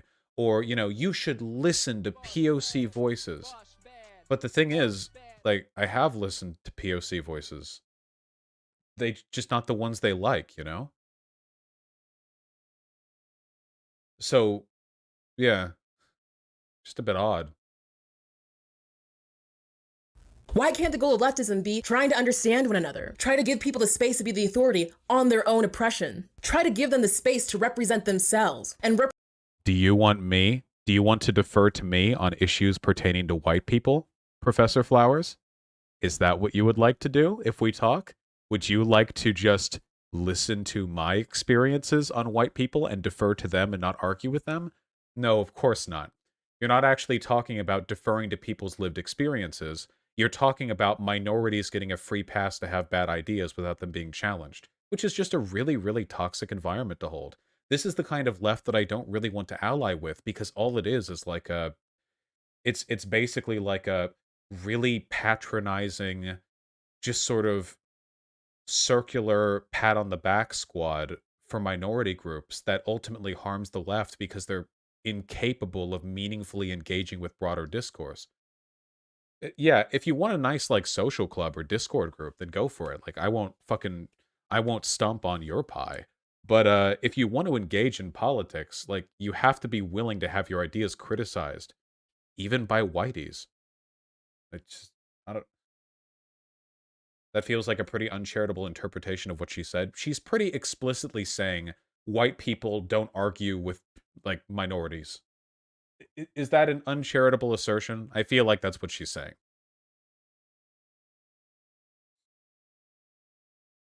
represent them in solidarity. It's not going to be easy, and we're going to disagree on things. But to me, there's so much beauty in this process. Really understanding each other and doing our part to show up for one another. That's why I became a leftist. What the fuck are you doing? Jesus Christ, the virtue signal. What's the point here? So what happens if we disagree then? Do we just not talk about it? Should we just like just if you're a minority, you can just have whatever opinion? Like that's fine. I don't know. Just seems kind of dumb and patronizing to me. Look at your stream that I'm responding to. You falsely accused me of not watching your whole debate, and then you didn't even have the decency to watch my whole video before responding to it, and then go on to misrepresent. Well, it doesn't seem like there was anything in the part of the video that I didn't watch that I ended up misattributing, as far as I can tell. And while it's true you may have watched the whole debate, you still continue to say that I misrepresent the difference between black separatism and black nationalism, when that changed within just a day of that debate. So you were even doing it when I talked to Intellectual, which was months afterwards. Resent me. What are you doing? There's a point where Vosh jokes. Do a 10-parter on me. Just engage. Yeah, the Vosh iceberg, you know? Do you really think that any of us want to spend our time correcting the misinformation you've spread and being humiliated while doing it? Don't flatter yourself. People love making videos on me. They always do well. As will this one. As will the next video you make in response to this after you, in all likelihood, back out of talking with me. Yeah, of course. A large figure. Also, what humiliation? What? Hold on. So she said like she's getting humiliated. Is there, like, are people even being mean in here?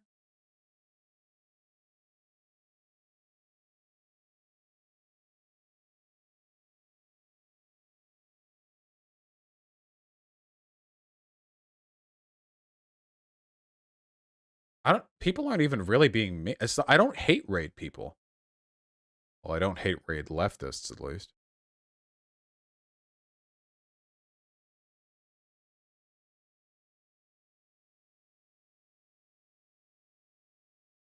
You keep pausing the video before she further makes a point. Do I really have to continue to explain you guys what live streaming is? You do realize that in live stream, like, you do real... I can only understand what's happening insofar as the buffer bar moves. You can't even disagree with any of us without comparing us to alt-righters. So you made a series of accusations. I didn't do that, though. I didn't compare you to an alt-righter. I said that Cat Black's comments were similar to people who collaborate with alt-righters. That's not the same thing. Here's that St. Andrew person. Against me in that segment, you called me pro-segregation, anti-black, and anti-white. And you also claimed that I want to start a race war. I Somehow. sure did Are throw those those tales ones you're out willing to die on, or there. would you like to apologize? I don't know if she was dog whistling that whole time. Wait, I didn't even say anything here. What? You called me pro-segregation, anti-black, and anti-white. And you also claimed Yeah. This guy was racist as hell. that I want to start a race war. I Somehow. sure did Are throw those those ones tales out you're there. willing to die on, or would you like to apologize? I don't know if she was dog whistling that whole time. Fuck, I don't trust anyone who engages in rhetoric like that, dude. Like, imagine this was like a Which I was a right to conservatives do. video, you know? Yeah. Imagine this was Sargon of Akkad. Oh my god. Imagine if I was Sargon of Akkad. Sargon. Well, maybe if you want to be good faith, you should play out the entirety of the comparison so that your audience can understand the reason why I'm making that analogy, rather than just playing the 2 seconds of me invoking the name and getting triggered by it. Like, this is pretty bad faith. This is what makes it difficult for me to be nice. I feel like I've been pretty nice, by the way, here. But, like, these are pretty bad faith interpretations of my position, and pretty bad faith, like clip mongering, you know? Imagine this was like a conservatives video, you know? Imagine this was Sargon of Akkad. Oh my god. By the way, I don't even compare you to Sargon of Akkad. I said, imagine if this was Sargon of Akkad, and then I went on to explain how some positions that you've taken would have sounded much worse if coming from a white conservative, because I think the logic is fundamentally the same as that of white conservatives, just with the group switched. So I wasn't even comparing you there. I was making the point that there were similarities in some elements of rhetoric. But your audience won't know that because you've very deliberately chosen not to clip that, only to jump back and forth, getting little 2-second bits to illustrate whatever point you've chosen to make. It's possible. I mean, you could do this with anyone. If you wanted to, you could, like, you could find, like, even, like, you could find Mr. Rogers, and you could clip chimp, like, 2-second segments from him and make him look like kind of an asshole, you know? Imagine if I was Sargon of Akkad. Sargon, the person who can't be bothered to read a study, but then goes on to make a video about it. You didn't even watch Well, you don't seem to understand my positions, and you made 2 videos about him, so... my whole video, then responded to it. And I'm like Sargon. Sargon, who's uninterested in watching a video that's more than 5 minutes long. See, she's literally going off right now as though I had just said, you are just like Sargon, which isn't what I said, but, like, stuff like this really just suggests to me a fundamental unwillingness to engage in good faith. Yeah, this feels deliberate to me. 37 minutes! Me. I'm the Sargon in this scenario.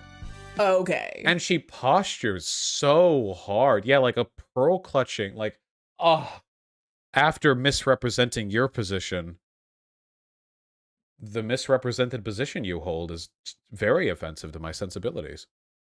Look at the environment that this is creating. Look at the comments I'm getting. The amount of bad faith in this video is too That's damn true. high. I love how evident it is that you never watched the video. True. He's already covered it on stream 2 days ago and just pointed out how Professor Flowers constantly lied about his positions. Wait, this is supposed to be abuse?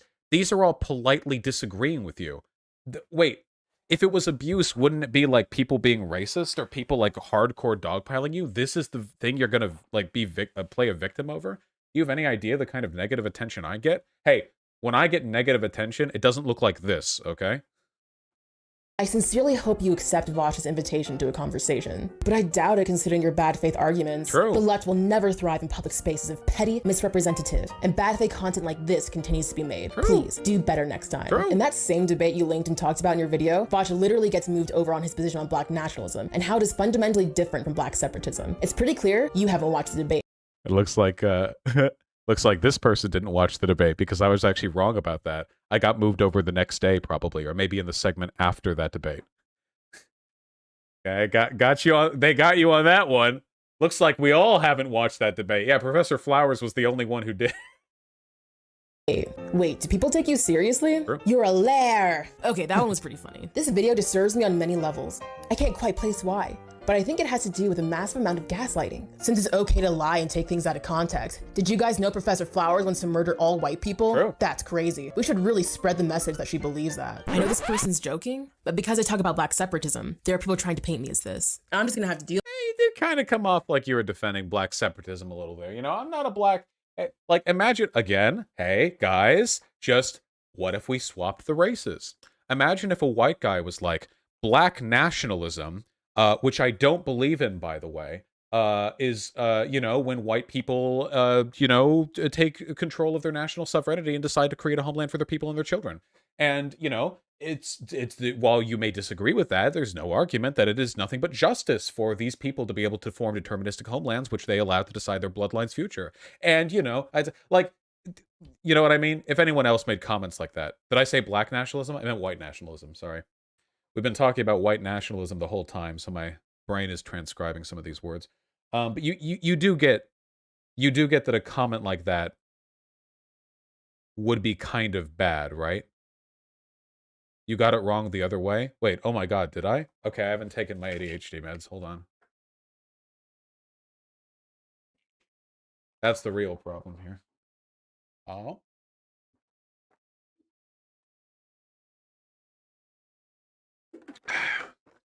Give me my goddamn meth. All right. We're back. I love you, dude, but you misspeak like crazy. That is true. So ignore all the misspeaking. You understand how the language she used to describe black separatism would be pretty yikesy if a white person used it to describe black nationalism, right? Yeah, so it's worth pointing out. We're almost done with this shit. Deal with that. Listen, I get it's the internet and people are rude. That's not the point. The point is, this isn't just happening to me. This is happening to every black person that you disagree with. Oh my god. The fucking pearl clutching. A couple of criticisms? That's it? That's what's happening? That's what you're getting hit with? Like they get 6 comments that are like mildly critical or like a little mean, or they disagree with you? It happens to everyone I disagree with. I have a huge community. And by the way, the only reason I didn't put out that video is because I thought there was a chance of you acting in good faith, but now I suppose that's not really the case. Every black person that you disagree with, whether it be a misunderstanding or just a difference in views, is getting shit on. Not just because it's the internet and people are rude, but specifically because of your content. And it's not just black people. I've had so many other people. You're right. It's not just black people. It's almost like people I disagree with get the wake of my massive community blows past them. That's just kind of how this all works. If you make a video calling a large political debate bro content creator racist, and by the way, you made this with no prompting. You made this on a debate that took place over a year ago. Like, you just decided to make this. And then, like, he sees some of it, and like, oh no, now some people are in the comments disagreeing with me. What a horrible, racist content creator. Come on. Check in on me in comments, but also in private DMs, because they're too afraid to say anything in public, because when they have, they get a wave of harassment from your fans. Is this really the environment that you want to make? Sure. Is this really a leftist movement that you want to be a part of? Yeah, if people disagree with me, then yeah, sure.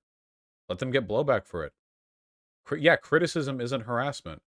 I just want to say, by the way, I have a huge community, a massive community, And in spite of all of the people I've seen talking about the horrendous harassment my community delivers, I always say the same thing. Show it to me. And do you know what I get? Nothing. Zero. Zilch. In 2.5 years of doing this, of all the many times I have said, if you can show me abuse, those people will be banned from my community, it doesn't happen. It doesn't exist. I have never been shown this. People have made YouTube videos about the threat and harassment of my community. They've DM'd me expressing concern. I remember very particularly, and I'll keep the names quiet on this one, I was once DM'd by a prominent left-leaning content creator speaking on behalf of other leftist content creators, asking me to change the way in which I handle my community and get them to move towards others. I asked for proof. Weeks passed, and I got nothing. Eventually, I got one screenshot of criticism. Just criticism. They disagreed with the perspective. They were, like, a bit rude about it. Like, this was a dumb point, I think they said. Something like that. But no abuse. You guys, despite your size, are a remarkably well-tempered community, and I thank you for that. Because otherwise I would get a lot more... I'd get much more severe blowback for this shit. In all seriousness, I just don't see evidence of abuse from my community. I really don't.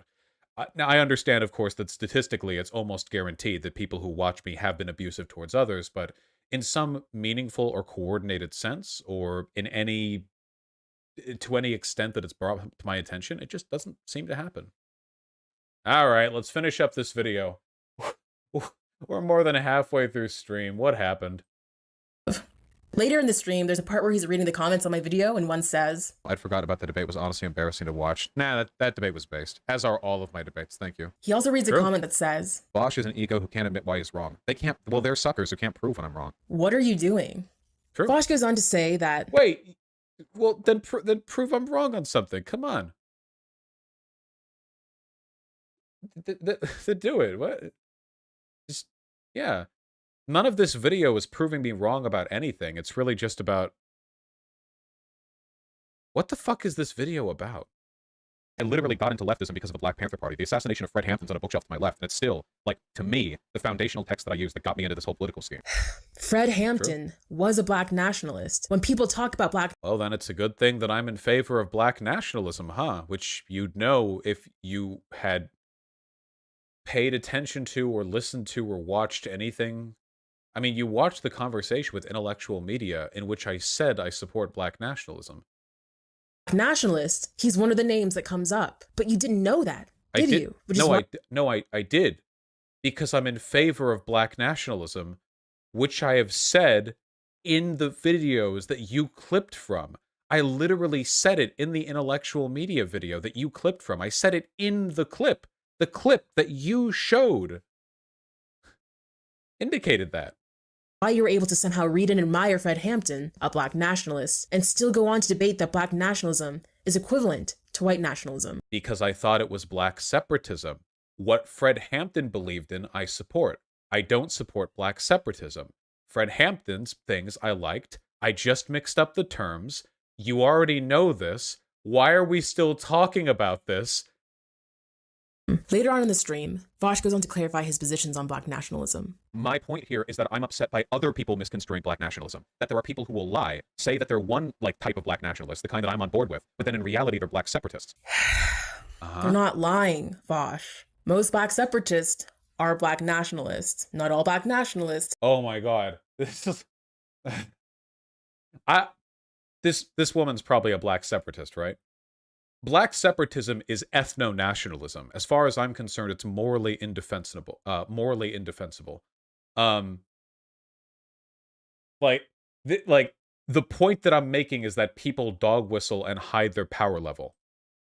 Are black separatists. They're not mutually exclusive. When these people are telling you who they are, they're telling the truth. I know that his audience will say that. No, I've talked to these people, man. They'll be like, yeah, I'm just a black nationalist, you know? I'm just in favor of, economic autonomy for black people. And then you start, like, the talking points creep in. Yeah, this is like a squares and rectangles talking point. This is so stupid.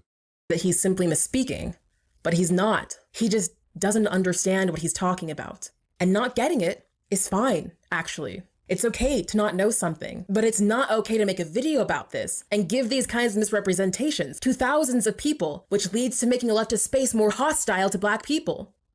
I mean, if the Black people that these spaces being made hostile to are ethno-nationalist Black people, then I think that's actually a good thing. Hey, chat, can I get a video describing the difference between Black nationalism and Black separatism? Black separatism is Black ethno-states. Black nationalism is like economic and political power building within like the countries that Black people are in. At one point, Vosh asks, "What do I do?" You know what you can do? You can just stop. You didn't have to have a debate on Delete Black your nationalism channel without understanding it. You didn't have to continue to misrepresent these ideas. You didn't have to respond to my video without actually watching it. If you're not going to try to figure out how to make these things right, then the least you could do is just stop. She now has the opportunity. Yeah, hold on. Let me respond on Twitter. God damn, I wish, well, the blood's still pumping hot. I wish we could just have her on right now. Monday works for me. What times are you available? Bosh bad, bosh bad, bosh bad. That'll be fun. To come on my stream, and we can see how much we actually do disagree when you cut through the misrepresentation. As I said, She's such a woke scold. Well, she's the same kind of woke scold that a lot of like white nationalists are, you know? If you take a look at a lot of white nationalist like forums and like videos and their talking points, it's constantly projecting victimization as a screen to avoid acknowledging the severity of their positions. You can read into this too much if you want, but she kind of implicitly defended Black separatism here, and a lot of her talking points seem to kind of boil down to white people shouldn't criticize Black people if they disagree on something. And a lot of this just feels like kind of a victimized force field being projected outward to avoid scrutiny being afforded to some of her more pernicious beliefs.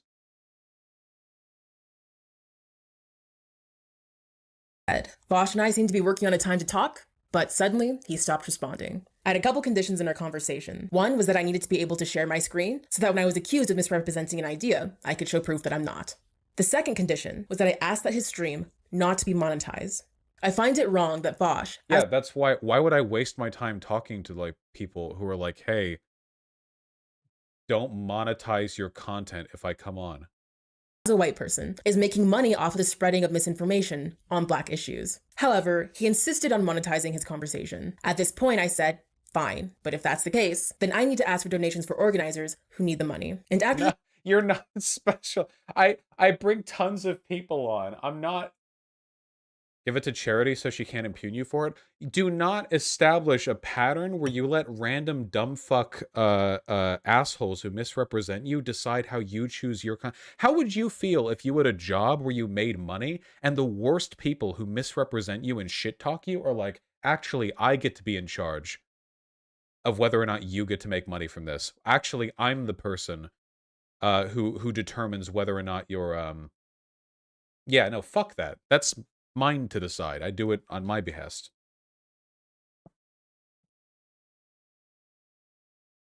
this message, I received no reply. With that, there are two notes I'm going to end on. The first is that I want to ask people to donate to my friend BP. BP Alright, nice memes. has a YouTube channel called Overthrow Media. Right now, BP is working on a very important documentary on Kaz Floyd, who was murdered by the FBI. So I'll drop a link to BP's... I have to admit, I'm curious. I'll admit to some degree of curiosity.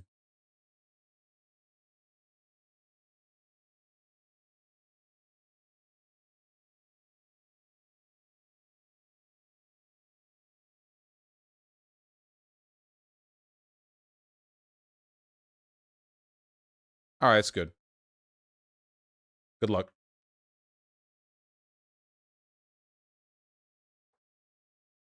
Yeah, it seems like cool stuff. What's up? Alright, did we finally make it out of the weeds? You all may find it boring, but for me personally, there's very little more fun than watching lefty channels complain about me.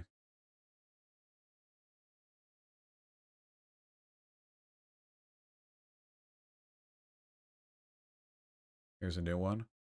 Vosh is unironically evil. What the fuck? What? Hold on. Wait, hold on. What are we... Let me pee, and then I'll see whatever the fuck this one is. Whew.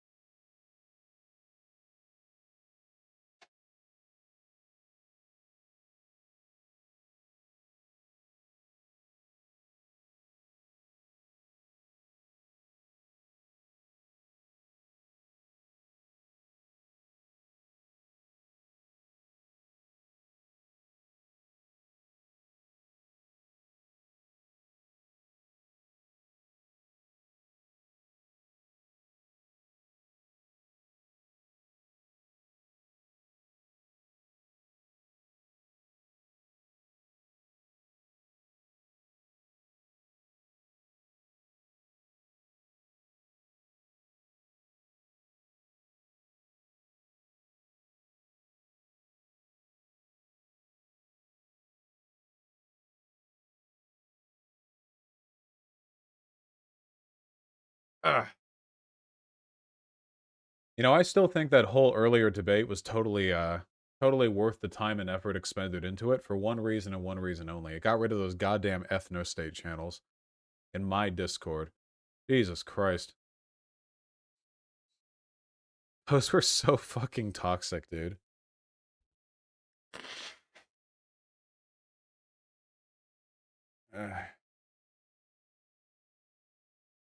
Are you evil now? Yeah, hold on.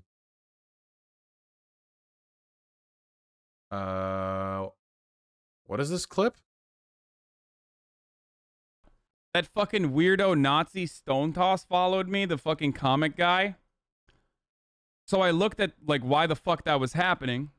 The white supremacist Nazi dude who now fucking follows me. And I realized, oh, it's because, like, you know, people are fucking, people are posting about me. What's great is that, he's using and uploading a DGG clip chimp that John Zerka fucking reacted to. It's so wonderful that DGG's actual fucking clip chimps are now being used by literal Nazis as, as a way to just, like, fucking criticize me. When, in fact, the actual video, if DGG people who fucking posted this on their subreddit and then got John Zerka to fucking react to it, and also try to fucking blast all over LSF. I'm shocked. I'm astounded. All right. What's this other thing? From an 74 sub channel, Vosh is unironically evil. Is this just what we're doing today? Bad faith, format, equivocation, misinformation, dehumanization, morality, fascism, stochastic terrorism. Is this coming from the right? Doomer politics. Vadim Krybully. That's Demon Mama. What is the flavor of the comments?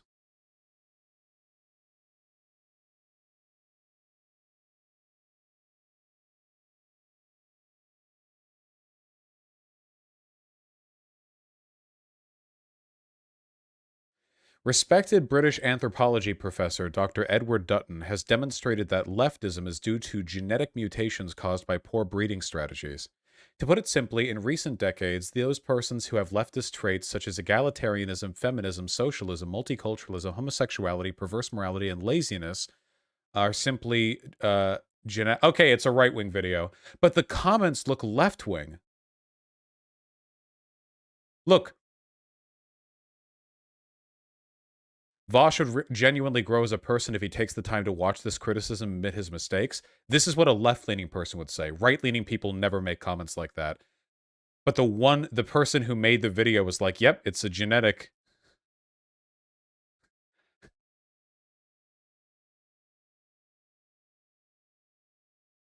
Can I just look at a little bit? Can I just look at a teensy tiny little itsy bitsy bit? What about the fascism thing? If this is a right-leaning video,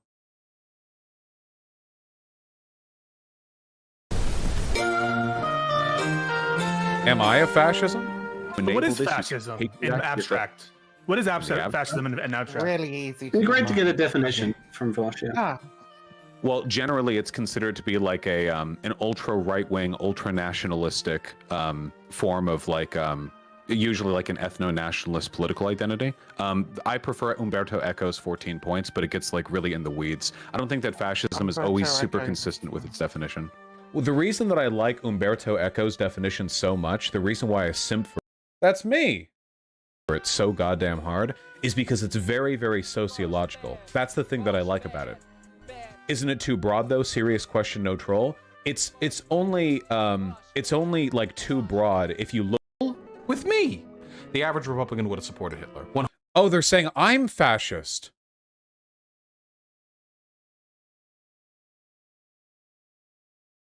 Wait, that's really good. That's actually a really good video format. Apply it to me. Hold on, let's see how many of these are valid, okay? Hold on. Whether the Holocaust happened, a power grab. Yes! Wow. Okay. Yes! Well, wait, hold on. Hold on. Okay. So here's point number 2, the rejection of moderatism. And what they're citing is an example of me expressing an opinion which would be called epistemic anti-realism. There is nothing fascists reject more than the concept of epistemic anti-realism. That's a postmodernist ideology. That's not a rejection of modernity. That's like a that's you couldn't say Foucault rejected modernity because he moved for it's like oh yeah, the Nazis are huge like epistemic anti-realists. Yeah, it's modernity plus. Oh yeah, sorry, I'll move my thing. I don't think that applies to me. This isn't a rejection of modernity or an adoption of irrationalism. This is a rejection of the idea that there's some sort of formative universal truth that humans can call upon, because all of our understandings of the world are ultimately going to be framed through the metatextual lens of our biological inability to perceive the truth form of the world. It's really just what we perceive to be true, not so much what is true. And we can agree on it in a sort of intersubjective sense, but not, in my opinion, in an objective sense. Does this sound like fascist talk to you? Hold on. So that doesn't necessarily work. Let's move on. Yes! And I'm going to make every disagreement is treason. Conceivable effort to be charitable. The Republican Party is literally mostly voted on by fascists. True. Take yes for an answer when somebody agrees with you, dude. But they don't agree with me. I have never met a Republican who agrees with me on anything. I have never... Oh, that's hyperbolic. Of course I've met Republicans who agree with me on some stuff, but yeah.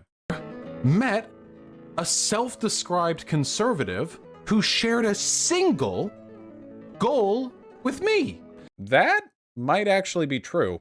Even if we agree on issues, in terms of the goals we push for, maybe sometimes there are like center-right types, but when I think of like the conservative bloc, it doesn't seem to happen. The average Republican would have supported Hitler. 100%. Yeah, that's the easiest call in my life. But how is this disagreement as treason? It says right here in the description, fascism devalues intellectual discourse and critical reasoning. But I'm not devaluing intellectual discourse. I'm participating in it. The point of disagreement as treason isn't that people who disagree with you are bad. The point is that the very concept of disagreement means that the power of the state is used to ostracize, marginalize, or kill the people you disagree with. I don't think that I could ever have point 4 applied to me because I'm not ever advocating for state power here.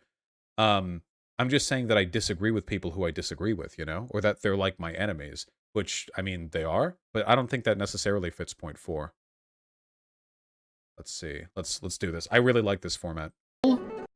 Assets should be seized from them, and that many appeal to social frustration 100% fits me. I'm not going to deny it. I am a populist. Appeal to social frustration is a core component of a lot of socialist advocacy, including what I push for. So I will not even pretend to deny that's the case. Many of them and turn it into an autocracy. Well, more the obsession with a plot.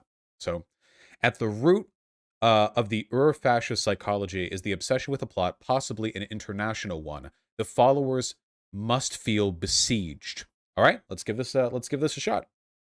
Fascists in America have been trying to destroy this country and turn it into an autocracy, well, more of one, for generations. They aren't a burgeoning movement of youth. They're funded by billionaires. They're funded by bankers and oil moguls. They're funded by politicians whose dads and their dads' dads were politicians. That's true. So I'm 50-50 on this one. So the obsession with a plot, well, it doesn't have to be a conspiracy theory for it to be a plot, does it? Now, on one hand, I don't think anything that I said there was incorrect. I don't think it would need to be to meet this point. On the other hand, this isn't so much at the root of my psychology. See, I think that's the big difference here. When fascists talk about the Jewish question, it is central to their ideology. Everything they do, the seizure of state power, the establishment of an ethno-state, the war against like lesser races, it's justified by this broader international conspiracy that they've fomented about the Jewish attempt to destroy Goyim or whatever. But in my case, I can advocate for socialism and for progressivism without ever invoking this narrative in which we are besieged. While all the things that I said are true, they aren't really central to my advocacy. And in fact, most often, when I argue in favor of my positions, I do so from a positive or affirmative perspective. I advocate for them for their own sake. I've never said we need socialism because of the international cabal of billionaires and business owners. I've said we need it, and also we are being stopped by this group. And you can, I mean, you can dog whistle with that all you want, but, you know, I think this is like a 50-50 thing, you know? Why, didn't he just say leftism is a negative genetic mutation? Why is he now trying to prove you're a fascist? Well, he's trying to make the point that my criteria are so arbitrary that they could apply to basically anyone. And the argument I'm making here is actually no. Even though some of these things apply to me, I think they could apply to any populist movement, but a lot of them really don't. But let's continue. I do like this. It's in their dad's dad. There are literally... Okay, the enemy is both strong and weak. By a continual shifting of rhetorical focus, the enemies are at the same time too strong and too weak. Let's give it a listen. Really been studies done on the authoritarian brain. Tend to be lower IQ, more fearful, more impressionable. We are going to see a resurgence of global fascism sometime over the next 20 years. Oh, I don't buy that one at all. I don't buy that one at all. I've said this before. The rhetorical shifting of focus is you say that a movement, an organization, a force is at one time strong and weak. I have never said that fascism in America is weak. Fascists, conservatives may be weak and dumb and impressionable, but the movement they represent is strong and always has been. In fact, their individual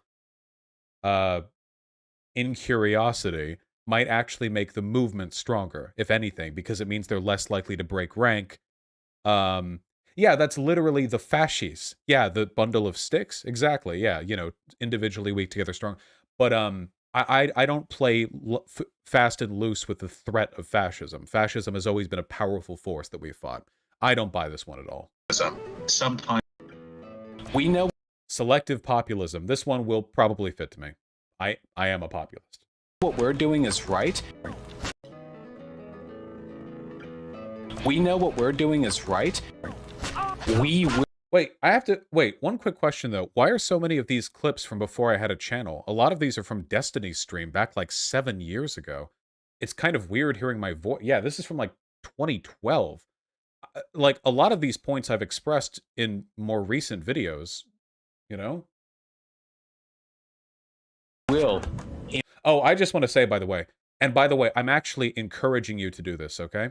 What you all should do to see the growth, okay? The growth of an individual, you need to look back and find my old debates with Destiny. Find the one with X Skills Me, find the earlier videos, and find the stuff that got published from like 2012 and stuff, because, oh my god, those debates were terrible. Some of them are somewhat defensible. My debate with X Skills Me was just pathetic. And not good. But are these points outdated? So this 2012, I'm sure some of the stuff here is outdated. We'll have to see. Improves. This video was created by a DGGer and is in their subreddit already uploaded. Oh, is this a DGG? Oh my god. Is that where we're at right now? Destiny fans making the hit piece videos? I guess it was really only a matter of time before we reached that point. Yep, there it is.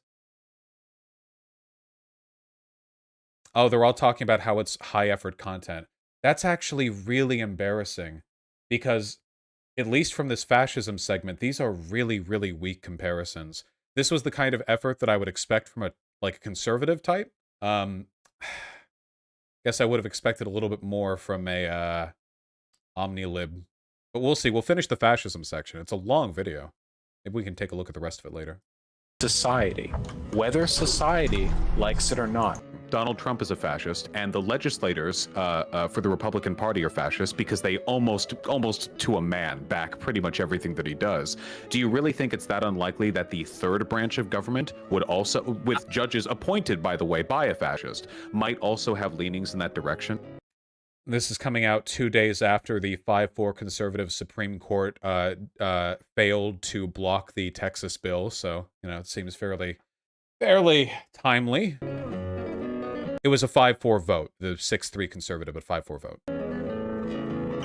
Oh, this was a... Wait, come on. Did a DGGer really make this? This is pretty weak. That's an example of selective populism? That's not what that means at all. Selective populism means that you employ populist rhetoric, but only in favor of some groups over others. I'm talking right now about Republican politicians. That has nothing to do with populism. These are completely disconnected, the point and the quote being cited.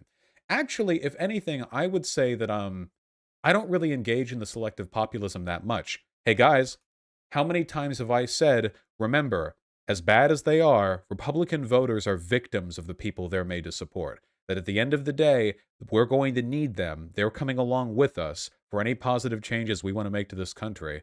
And that even if politically they represent a threat to us, they do benefit from what we want to do. And therefore, it is in our interest to try to...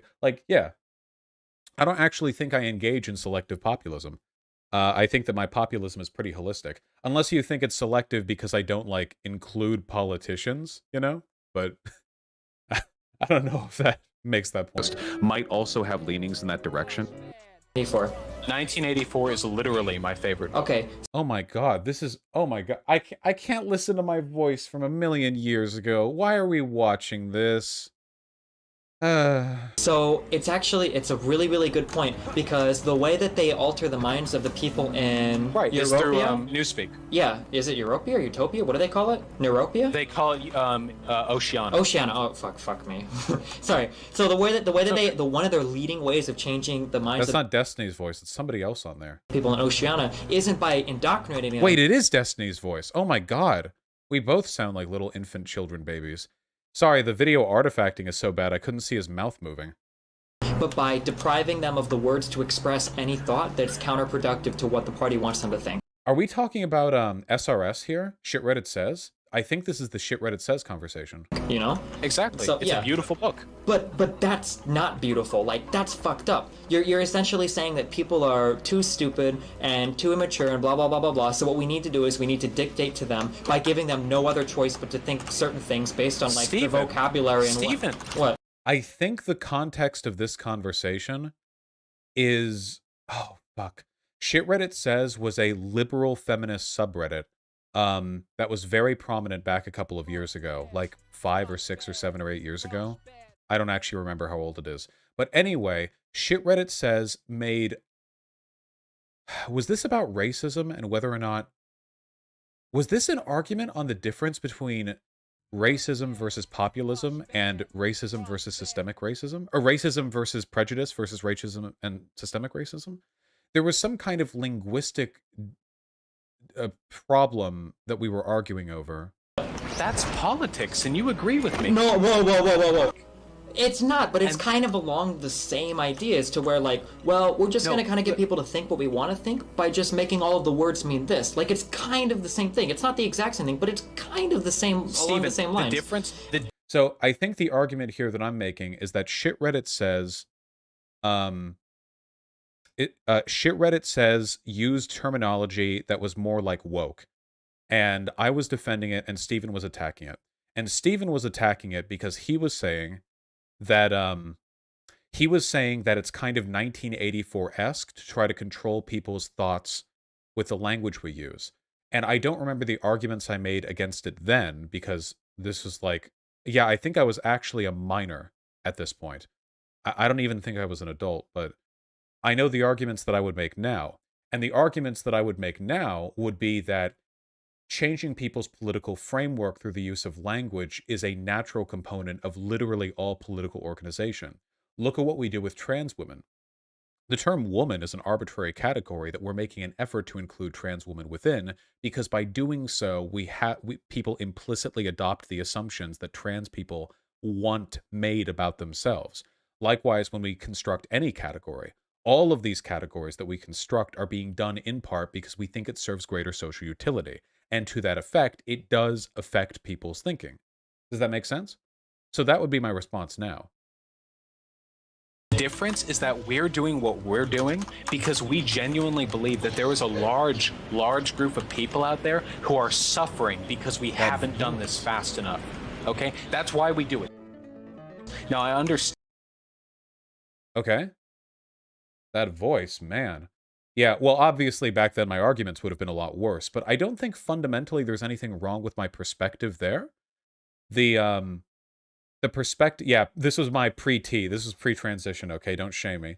I think back there the argument that I was making was fundamentally valid, where the linguistic shift in perspective is something being done because it helps people, because people are being harmed through it not being done. Does that make sense? Does anyone here disagree with the fundamental logic being employed there? There are, of course, ways to do this to affect harm, but that's the case with basically any political tool. It's just sort of a way of getting people. Yeah, here we go. Citing from this conversation, me and Steven, back in the day. All right, let's finish this fascism section, as fun as it's been. Understand that from an objective standpoint, this might sound like... Why am I so nasally? I can't do this, man. I'm gonna fucking... I'm gonna Roblox myself. I sound like fucking Shapiro, but slower. Fucking dictatorial language 101, but what do you have to fear from us? But I've shifted a fair... I think this is a pretty weak fascism uses newspeak. Right here, it says this right here in the title. Newspeak makes use of an impoverished vocabulary and an elementary syntax in order to limit the instruments for complex and critical thinking. That is not at all what I was advocating for. I was advocating for different terminology, I think, but not for destroying words and limiting syntax to reduce people's capacity for thought.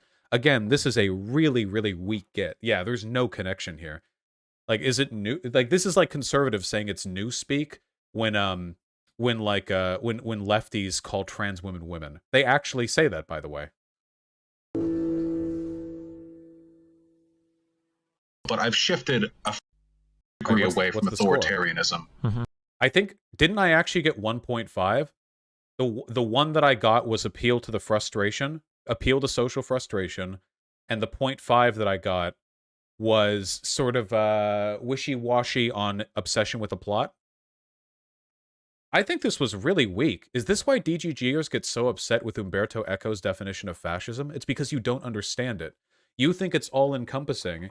You think that it's like completely ambiguous and incapable of like specifically targeting anything because you don't understand the words well enough to know like what they apply to. You just kind of throw them out there in like some desperate gotcha attempt.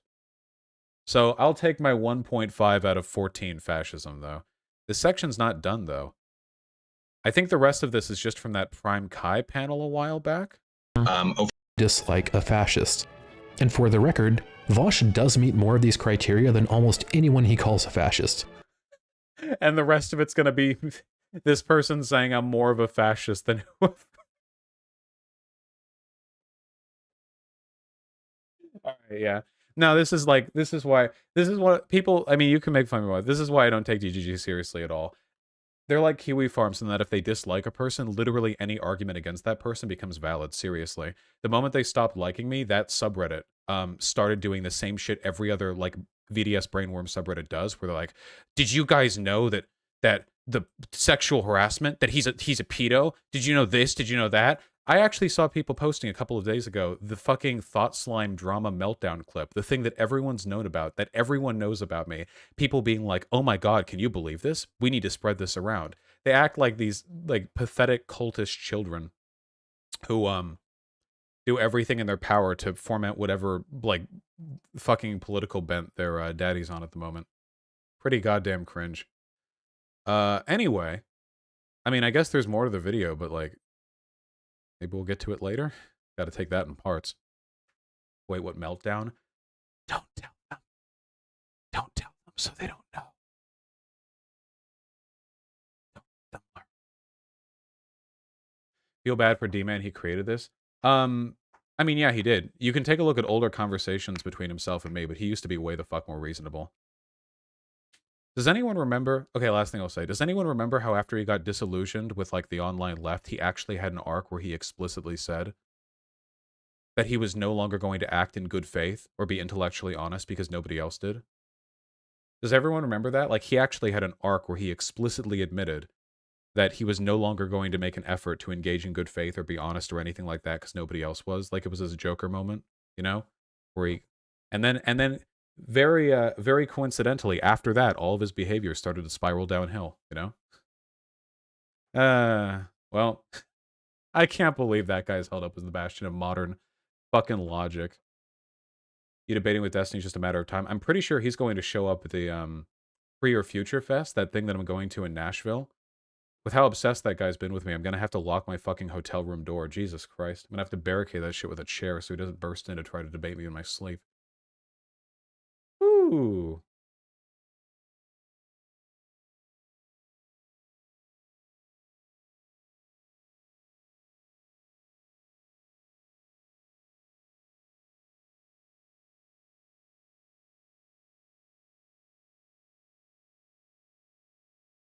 Chair? Like when you block a door with a chair, you know? Like in the movies?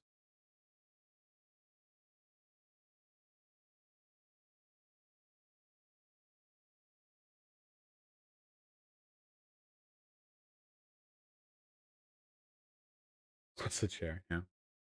Nice meme. We'll probably never see any reciprocity to this because as obsessive and insane as Destiny fans are with regards to me, nobody in my community gives enough of a fuck about him to ever like respond with a 2-hour-long clip-chimped response video that pulls from clips over the course of a decade. Yeah, let's keep it that way. You could put the clip in there where he sexually assaults that woman on stream, or when he drunkenly grabbed that girl's tits. And this is why this happens, you know?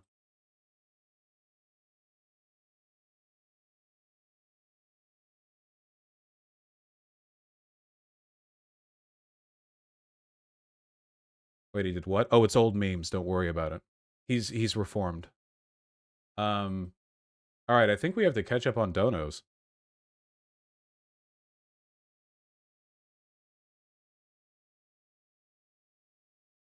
He apologized for that, although it was years ago. I wonder if there was anything I apologized for that was years ago, but you know. All right, moving on over, folks. At long last. Caleb Harris, Tomek, and then Caleb Harris again. Thank you for the very kind $5. Really, really appreciate that. Atomic Crow, Mark Wolf, and Loss. Thank you for the $5 all. Really appreciate that as well. Yes, riding with Amtrak is definitely a lot more eco-friendly than riding in a fucking plane. 100%. JT Hood and Jack Attack LP, thank you for the $10 both. I really, really appreciate that. Thank you very, very much.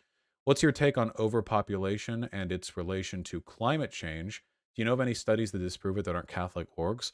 I have never heard like any legitimate advocacy for the idea that overpopulation is really the issue.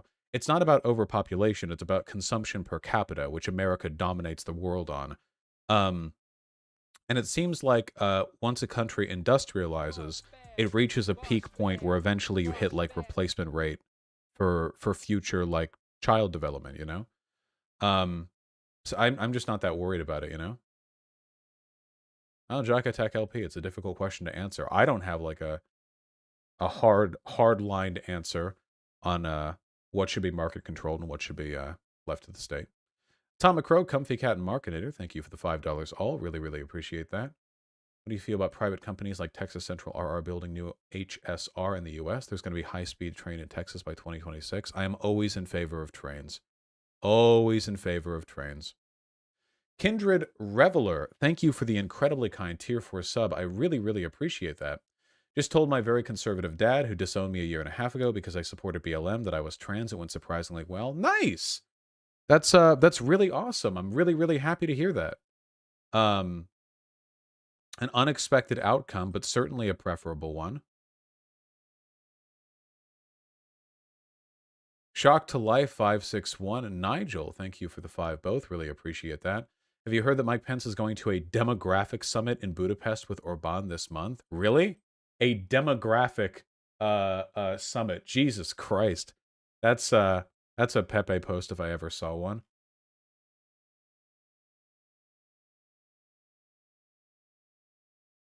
That's not good, folks. JP, thanks the 10 pounds. Really appreciate that.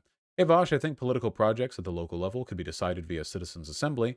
That wouldn't need term limits. That wouldn't need term limits. The decisions are made by everyone who lives there. Referendums too.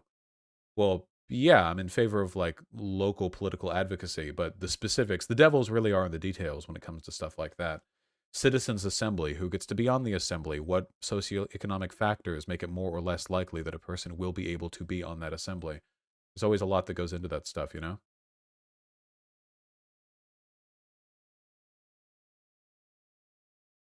Is California going to turn red? Probably not. Tao Khan, a Mountain of Madness, thank you for the very kind $5. Really appreciate that. Love you, man, but those ethno-state channels in your Discord kept community in check at the beginning. You and the community owe a lot to them. Dude, man, the ethno-state channels got weird. There were some good memes from those, but like, no big surprise. Anybody who wants to like mostly hang out with people of their own racial group is probably going to end up being kind of a off person, you know? Also, was there ever a white ethno-state channel? No consistency. Shell Best, thanks the $5. Yay Yow, thanks the tier 1 sub. Some Engineer and Gray Me 02, thank you for the $5 both. Really appreciate that. Retro and Chill, thanks the tier 1 sub. Guilty with the 3 gifted tier 1 subs. Really appreciate that as well. Matthew H25 with the 2 consecutive $5 donations. How come memes like woke means poop or opening windows during chemical attacks not trend, but Alden's number still gets talked about to this day? The memification of political talking points is a largely random process, and I try not to get too try not to get too upset that the fandom sometimes doesn't select the best memes. Umbristopheles, I try my best. Big Chipper Wink and Cross-Eyed Trangirl, thank you for the tier 1 subs all. I really, really appreciate that. Thank you very kindly. Temp Account 20, thank you for the tier 2 sub. Really appreciate that. Luis Rosales, thank you for the $2. Much appreciated. Sake Tanuki with a very kind $20. If you're a liberal and you voted for Hillary in the primary, this is your fault. I don't know if Bernie would have been any more electable in 2016 than Hillary. I want to believe it, but I can't say for sure. Let's just stay mad at Bernie or Busters, okay? That seems like the most direct line of attack. Mortimier, thank you for the $5. Really appreciate that. David Israel with the $5. Just had first ketamine infusion for chronic headaches and depression. Ketamine, okay. If you've tried everything else without obtaining lasting relief, give it a shot. Well, I'm no doctor, so you should probably talk to one before giving that a try, you know. Cherson and Lamore, thanks the $5 both. Yes, I do want to play Control. Boy Meets Mini and Jammy, thanks the tier 1 subs. Really appreciate that. Oh yeah, for sure, Boy Meets Mini. Nice, Jammy. Yeah, Psychonauts 2 seems to be a great game. Can't wait to play more of it. Far Eastern Myth, thanks the 2 gifted tier 1 subs. Really appreciate that. It's sort of amazing. She dissects everything that you said that was clearly a joke, but you properly identify her jokes, sometimes laugh and move on. Yeah, well, she seemed to enjoy her pearl clutching, you know? Namflo, thanks the $8. So noted. I doubt I'll ever play Guilty Gear Strive, though. I'm not a big fan of traditional fighting games. The Shocker, thank you for the very kind $20. I hope you and Shu are still friends. She's the person I credit for being a socialist today and also for introducing me to you. Also, you guys are funny together. Take my money. Thank you so much for the money. I'm sure that public criticism deter friendship. Thank you very much. Aqua with the $5. Can you please add a low volume royalty free track list to your streams? I can't tell if my phone lost reception or if you just stopped talking a little. No, that seems like a fairly drastic solution to a relatively minor problem, so I probably won't be doing that. Also, I hate listening to music while I'm trying to talk. XPZ14, thanks the $5. Karachi the Blind, thank you for the very kind tier 2 sub. I really appreciate that. To think I've come so far away from being right-leaning after watching your Why Do People Want to Punch Nazis video. Thank you for what you do, 07. Thank you, comrade. I really appreciate that. I've come a while since that as well. I think my thinking has evolved a little bit. Illa Devine with $10. I have met a legit black Nazi who blamed slavery entirely on the Jews. You can't tell me that guy has better opinions on race issues than any rando white person. I don't know. I guess it really depends on who you ask. M68 Ken, thanks the tier 1 sub. Turtles Anonymous, thank you for the $5. Nightblade 370, thank you for the very kind $20. Why are so many people of color so homophobic / anti-LGBT? My parents are lesbians and I want to get less frustrated with my POC friends, but many of them continue to make homophobic comments behind my back. Is there anything I can do? So this is just kind of a guess on my part, but I think that the highly individualistic cosmopolitan lifestyle that white people tend to adopt in the States leads to a greater likelihood for social progressivism. Family values and tight in-group, well-knitted family communities tend to be more conservative, I think, because there are a lot of crossover values between being pro-family and being anti-LGBT or being, that sort of thing. So I think that a lot of like Black and Hispanic communities are conservative in part because of religiosity and also in part because these communities, because they're victims of oppression, tend to have formed much tighter family bonds, or at the very least community bonds within their own race. And that can contribute to a broader sort of conservative approach, Sometimes, not always, of course. Kowalski from Nebraska, thanks the very kind $5. A pull out of U.S. resources military-wise means the host country would dedicate more resources to their military and less to infrastructure and social programs. Maybe, but how much like military spending does a country like fucking Spain or France or Germany really need? Over the past like half century, every time we get involved in a war, it's some far-off proxy war. It's not like these people are going to be invaded at their fucking borders. I just don't know. Because the thing is, I have no goddamn idea what the right standing military presence is. I don't know what the right amount is. There has to be a right amount, or at least some amounts have to be more right than other amounts. And people always say, well, if we have any less than what we have now, it is going to mean bad things, Bad things are going to happen if that takes place. But I can't help but feel like people are overstating their case a little bit here.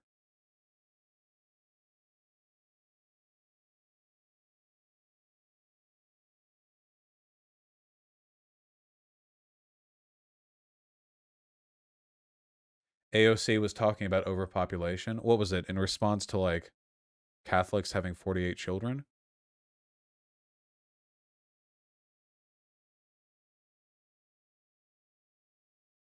And it leads, I think, young people to have a legitimate question, is it okay to still have children?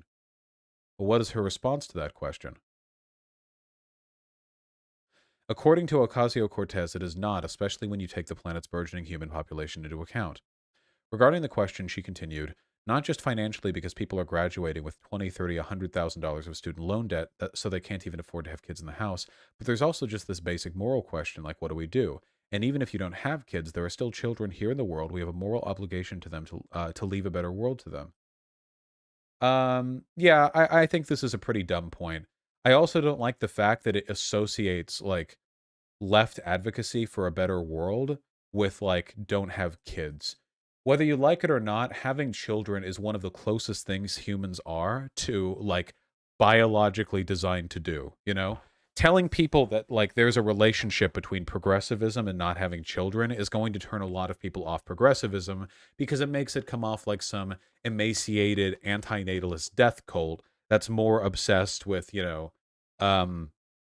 more obsessed with like planting trees than they are with furthering the human race. So I don't agree with that. And I also don't like all the doomerism on the left about this issue either, you know? All the time people on the left, we shouldn't even have children. Like, okay, if you don't want to, sure. I mean, the pragmatic argument is that the right-leaning people are still going to have children, so don't breed yourselves out of existence politically. That's a problem. And two, like, I don't know. I mean, is it really about like okay, let's be real with ourselves. How much of this doomerism is you feeling uncomfortable bringing children into the world, and how much of it is you just not wanting to have kids because you're in debt, you're broke, and you don't have the time for it? A lot of it is probably at least influenced by the latter, and if that's the case, you probably shouldn't transpose those two perspectives because they're very different arguments. Iridian Knight, thanks the very kind $5. Hey Vosh, Isaac Arthur has a great video on Arcologies where he inadvertently proves you could house 50 billion people in the US alone. Sure, like, population density-wise, but I doubt you'd be able to feed that many people. Habis with the $20, thank you very, very much. Keep up the good work. The 13th of September is the Norwegian election. The left is doing good. Nice, happy to hear that. Penja with $15. Hey Vosh, been subscribed since 50K. My wife and I are going to Seattle on our honeymoon tomorrow. Any recommendations? Restaurants? See you in Nashville, dude. Will you be there? I don't leave the house. I'm really sorry. I don't really have any recommendations. No, that's the point of Arcologies. You could feed them. Turn America into a hive city. Jesus. I'm afraid I just do not have any recommendations. Oklahoma's ERs are so backed up with people overdosing on ivermectin that gunshot victims are having to wait to be treated, a doctor says. Nice! I wonder how sensationalist that is. That could potentially be an extremely sensationalist point. But, yeah.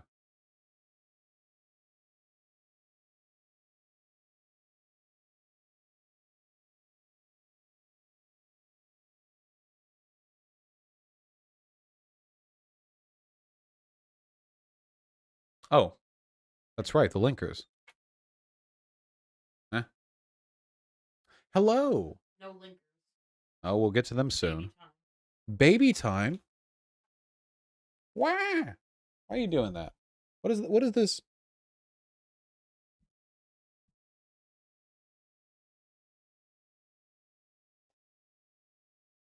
Yeah?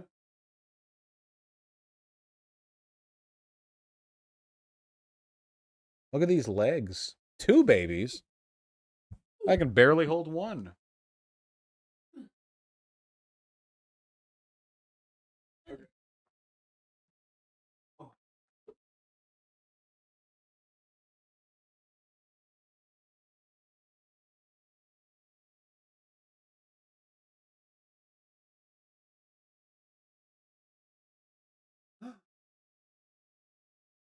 Licky.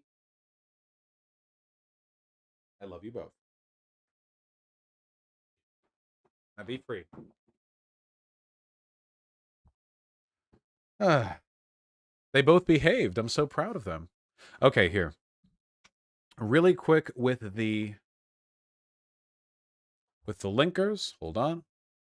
My 3 links were just showing it wasn't one source being hyperbolic. Ah, gotcha. That's pretty terrible then. All right, hold on.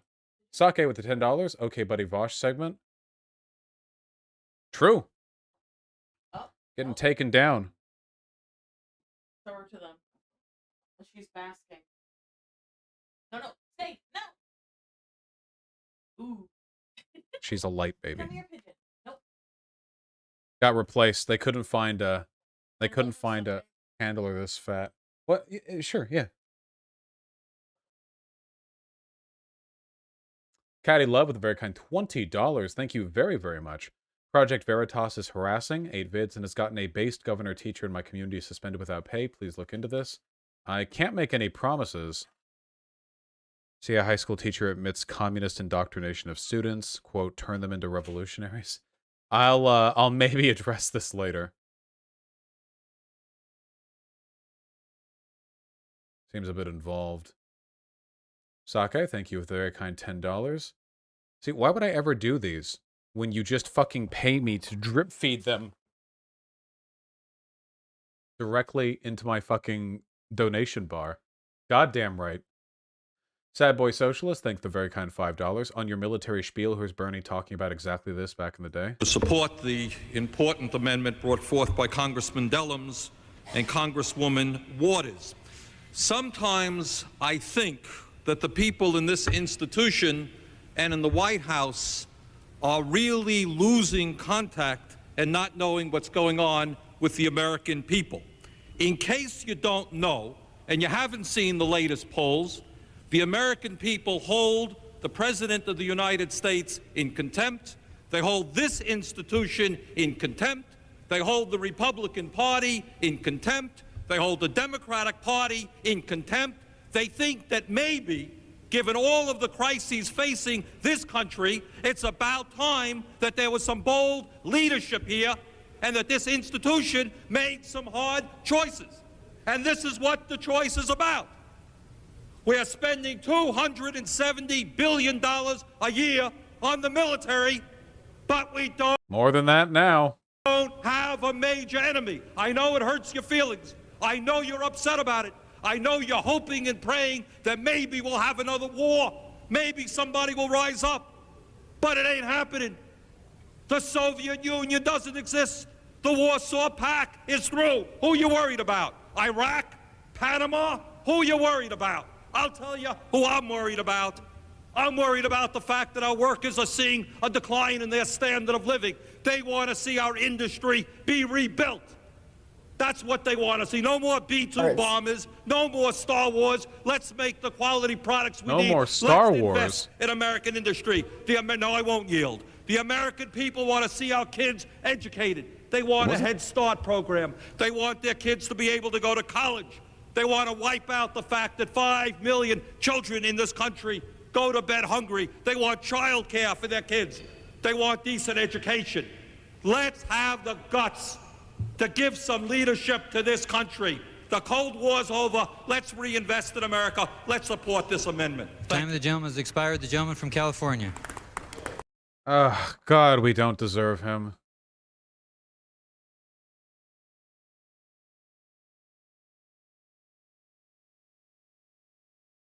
We didn't deserve him. I know it was a military program. Yeah.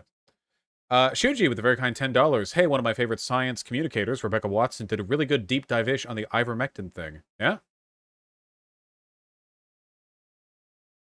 Well, nice. I think I've seen stuff from Rebecca Watson at some point in the past. I don't know if I can watch this whole thing, but I can watch it on my own. I'll add it to my own list. Literally Judas, the very kind $10, and I'm live with y'all again. Babies. Is flamenco still obsessed with you? I haven't had any interaction with flamenco in like years. Babies. Ooh. The grip. Nah. Ooh. Oh, I love the stripes. The stripes are so cute.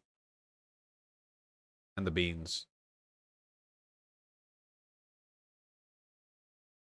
This dog is so handsome.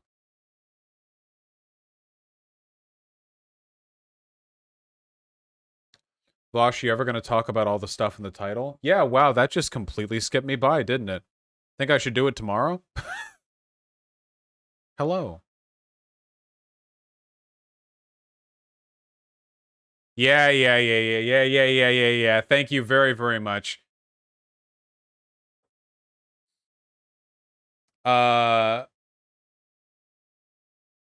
Nice goddamn meme. Announce the charity at least? Oh shit, you're completely right. I can't forget about everything here, can I? All right, folks.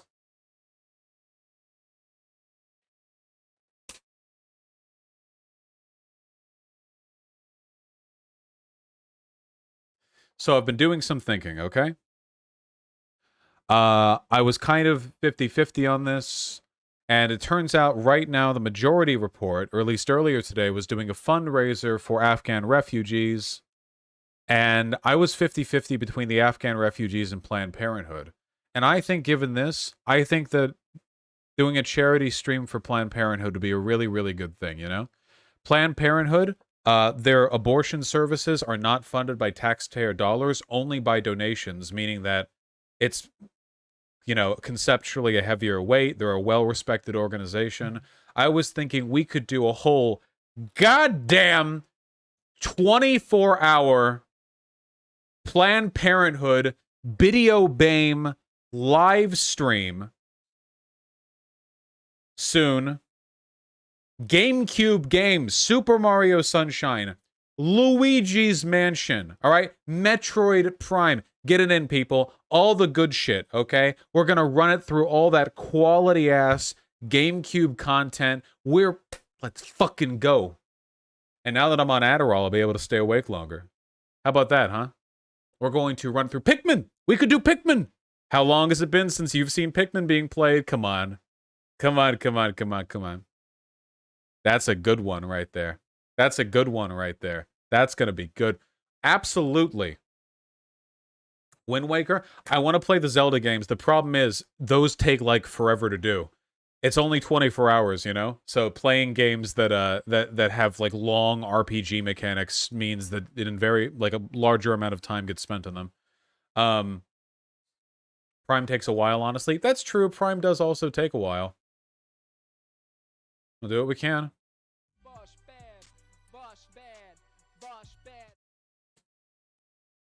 That's the plan, okay? Also, Planned Parenthood does, in fact, offer a lot of trans-related services, so it's not just limited to abortion stuff, In case you didn't know. Whatever the case may be, Tempest, do you think you could whip up another promotional image? Same as you did for the first one, except with GameCube characters this time? And also with Planned Parenthood instead of the PCRF? Thank you very kindly. When is this approximately? I'll release... Huh?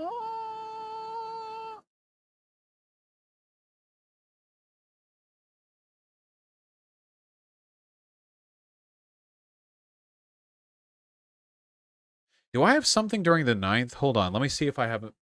I have a half memory of the of me having something to do on the 9th. It's not on my calendar. The 9th. Let me see. Yes, I do have something on the 9th. Okay. So I can't do then.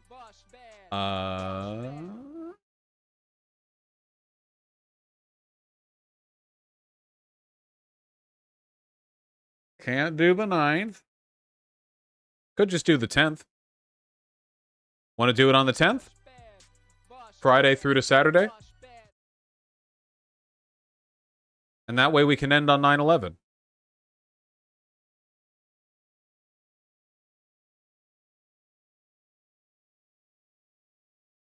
A leftist holiday.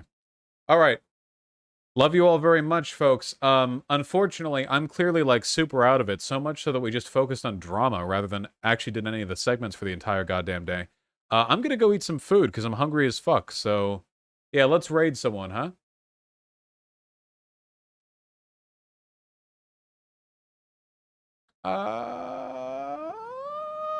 Let's raid, Lumiru.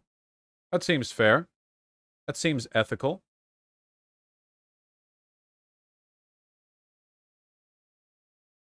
Go forth. All right. I love you all very, very much. Take care. Get on over to Lumiru. There we go. Meeting today? Oh, God, Tempest. Do you think we could do it tomorrow? Is that okay? Please? Fine, later today. Let me eat first. All right. I love you all very much. Take care. Be well. I'll see you all soon.